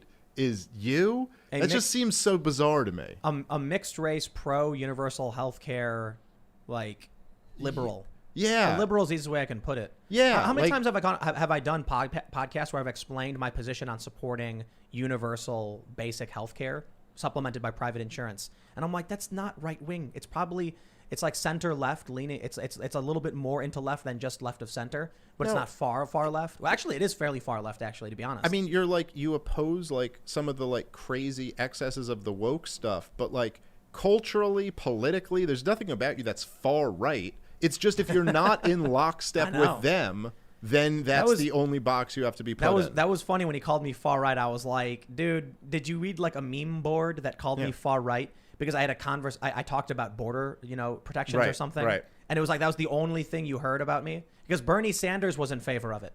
Oh, yeah. Like Bernie Sanders came out in, I think, 2018, and he was like, we got to have border security. Well, there's one interview, I think it's earlier, like in 2016 or something, where Ezra Klein, this is before he got like big into the presidential runs, and he was just being honest. And Ezra Klein asked him if we should support open borders. And Bernie Sanders goes, what? No. That's a Koch brothers big corporation policy. He goes, what are you talking about?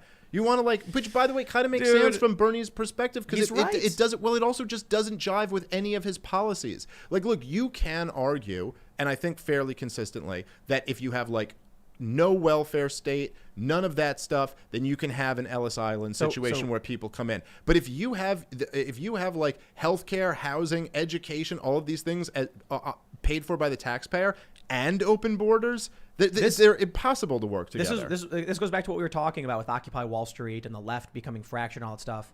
I supported Bernie Sanders in 2016. The wokeness wasn't a big element of his campaign. He opposed the trade agreements. He was for the working class. He said open borders is a Koch brothers proposal. And I was like, this Bernie guy's been consistent. He's been in government. He knows how the system works, and he's calling it out, and I liked it. And then he got on stage and said, white people don't know what it's like to be poor. Mm-hmm. And I was like, what? And there are people who to this day still don't believe he said it, and I show them the clip, and they're shocked by it. Oh, he said it very blatantly. He said, when you're white, you don't know what it's like to be poor. And I got to be honest. And for a socialist to say this, right. You're like, dude, really? You don't understand that? Let me introduce you to my Ukrainian friend. Yeah, like, what are you talking about? So that was like smack in the face. But it's crazy to me that someone like Vaush would call me far right, and I'm literally like still I was praising Bernie recently. The problem I have is the wokeness makes no sense, and it is hurting the working class and causing them to fight each other. How does it make sense that a black woman worth $1 billion is more oppressed than a homeless white man? Well, we're talking about supporting the bourgeoisie, and that's what and throwing the proletariat out the window. And it gets to the point where, like, when Michelle Obama gave her speech at the DNC, and she's talking right away. She's like, now, I know some people disagree with me. Of course, a black woman up here talking to you and blah, blah, blah. And it's like, so your first thing has to be this strict identitarianism. And because of racial and gender identity, you are a victim. Lady, your husband was elected president twice. You're broadcasting from your Mar-a-Lago home. You are talking to some truck driver telling him that you're a victim. This is like bananas. Yep. Like this makes no sense. And some of these people are politicians that are literally instituting policy, like we saw in New York City with the school chancellor, literally arguing that if you're a poor white person, resources should not go to you. They should go to someone of color, no matter. No, listen. Joe Biden just said the other day, he just gave a speech from the president-elect little podium thing that he does, where he said our focus is going to be on black-owned businesses, Latino-owned businesses, and female-owned businesses. Now, I'm sorry. That is so much more blatantly racist than anything Donald Trump's ever said. I mean, can you imagine if Donald Trump ever just got up there and said, hey, this one racial group, they're not our focus of help, but everybody else is. This is also Asians. Yeah, they cut out Asians. Oh, How yeah. dare they? They're on Team White. So I've been thinking about it, and I think a lot of these leftists, people like Vosh, are more pro-establishment than they are populist, because you have a choice between the establishment, pro-war machine, corporate lobbying, big banks, the theft of the working class, and Donald Trump. And for me, the choice was Donald Trump. Even though I lean left on policies, don't agree with Trump on a fair amount of issues, don't agree with conservatives on a fair amount of issues, but agree with, anti-establishment principles and more populist causes, I'd rather see someone like Trump, who just, like you said, he doesn't hate these people. It was like for the first time they experienced someone actually fighting for him. And I'm like, that's better than Joe Biden. Yeah. He's not left. He's not, he's going to gut the working class. He's going to strip the wealth and privileges that the working class have fought so hard to try and accomplish, and give it to the his wealthy elites, the corporate lobbyists, the big banks. So I won't accept that. Then I see these leftists being like, but we have to stop Trump because he's a fascist. I'm like, what are you talking about? It's like, you know what, man? You supported the corporatist, which is so much closer to fascist. Yeah. These people don't have any idea. And then you're going to come and tell me I'm right wing. Okay, dude. Congratulations. You just put this establishment, military, mass murdering regime back in power. So now when they start, one day these people are going to wake up, looking at their paychecks, looking at what's going on, and they're going to be shocked. But I'll tell you what, most of them are just tribalists anyway. Yeah. It's not about policy for them. It's just about which side should or needs to win. We spent a good deal of this show ragging on Donald Trump. Because, look, as much as I often find myself in a defensive position for him, like you were mentioning, his critics are so insane. Yeah. You're like, Donald Trump could walk up to a dog and scream at it, and you start going, whoa, whoa, whoa. But then all of a sudden, you see a news report saying Donald Trump threw a puppy off a bridge, and you're like, no, he didn't. Yeah, that never happened. Trump never did that. And like, why are you defending him? Because he didn't do that. Yeah. I can So anyway, look. I hope that the left and the right can actually find some common ground on populist causes, but I really do think it's mostly tribalist. I think that's the big problem we have right now. But with that being said, we've our 2-hour show has basically become a 2.5-hour show because when we have good conversations, we just kind of keep going. But if you haven't already, smash the like button because it really, really does help. Thanks to everybody for your super chats. You can follow me on Twitter, Instagram, and mine's at Timcast. There used to be Parler, but that's gone. So, but you should follow me on Minds because I know Bill and Minds is great as well. And I put my videos up there every day. And don't forget to go to timcast.com, become a member. And this is the important part. It's not just that there's going to be exclusive videos and video segments we're going to start producing very soon, but it's that we're going to be doing actual physical events for very, very small groups, especially considering COVID. But the very small groups, you will get an email notifying you if you are a member when they go on sale. And it's going to be probably first come, first serve. So become a member. And then for everybody, I think just go to the website and you can figure it out. You can check it out. We are trying to work through the bugs and get everything up and running. So please, forgive us as we start working through and getting things sorted much better, improving our hosting and things like that. But thanks all so much for hanging out. We're live Monday through Friday at 8 p.m. Leave us a comment, hit the like button, subscribe, leave us a good review on iTunes and Spotify. But seriously, thank you all so much for hanging out. And Dave, do you have any socials or podcasts you want to mention? Oh, yeah. Well, my podcast is Part of the Problem. It's everywhere podcasts are. But you can go to gasdigitalnetwork.com. That has all my stuff there. My comedy special from 2017 I put up for free on my YouTube channel, youtube.com/dsmithcomic, at Comic Dave Smith on Twitter, at The Problem Dave Smith on Instagram.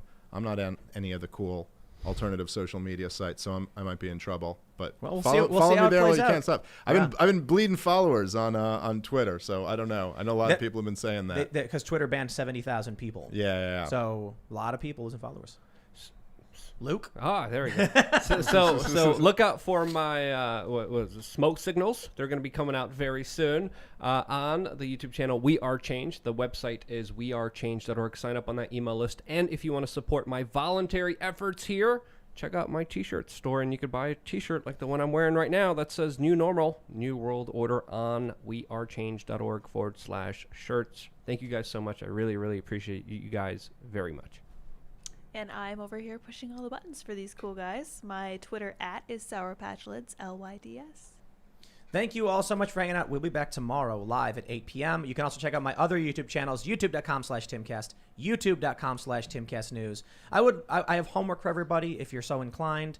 Have a chill session. Just chill out. Put your phone down. Put it on mute. Get away from the internet. watch some cartoons, hang out with your friends and your family, just chill and relax. And then come back tomorrow because we're going to be talking news again at 8 p.m. and we will see you all then. Bye, guys.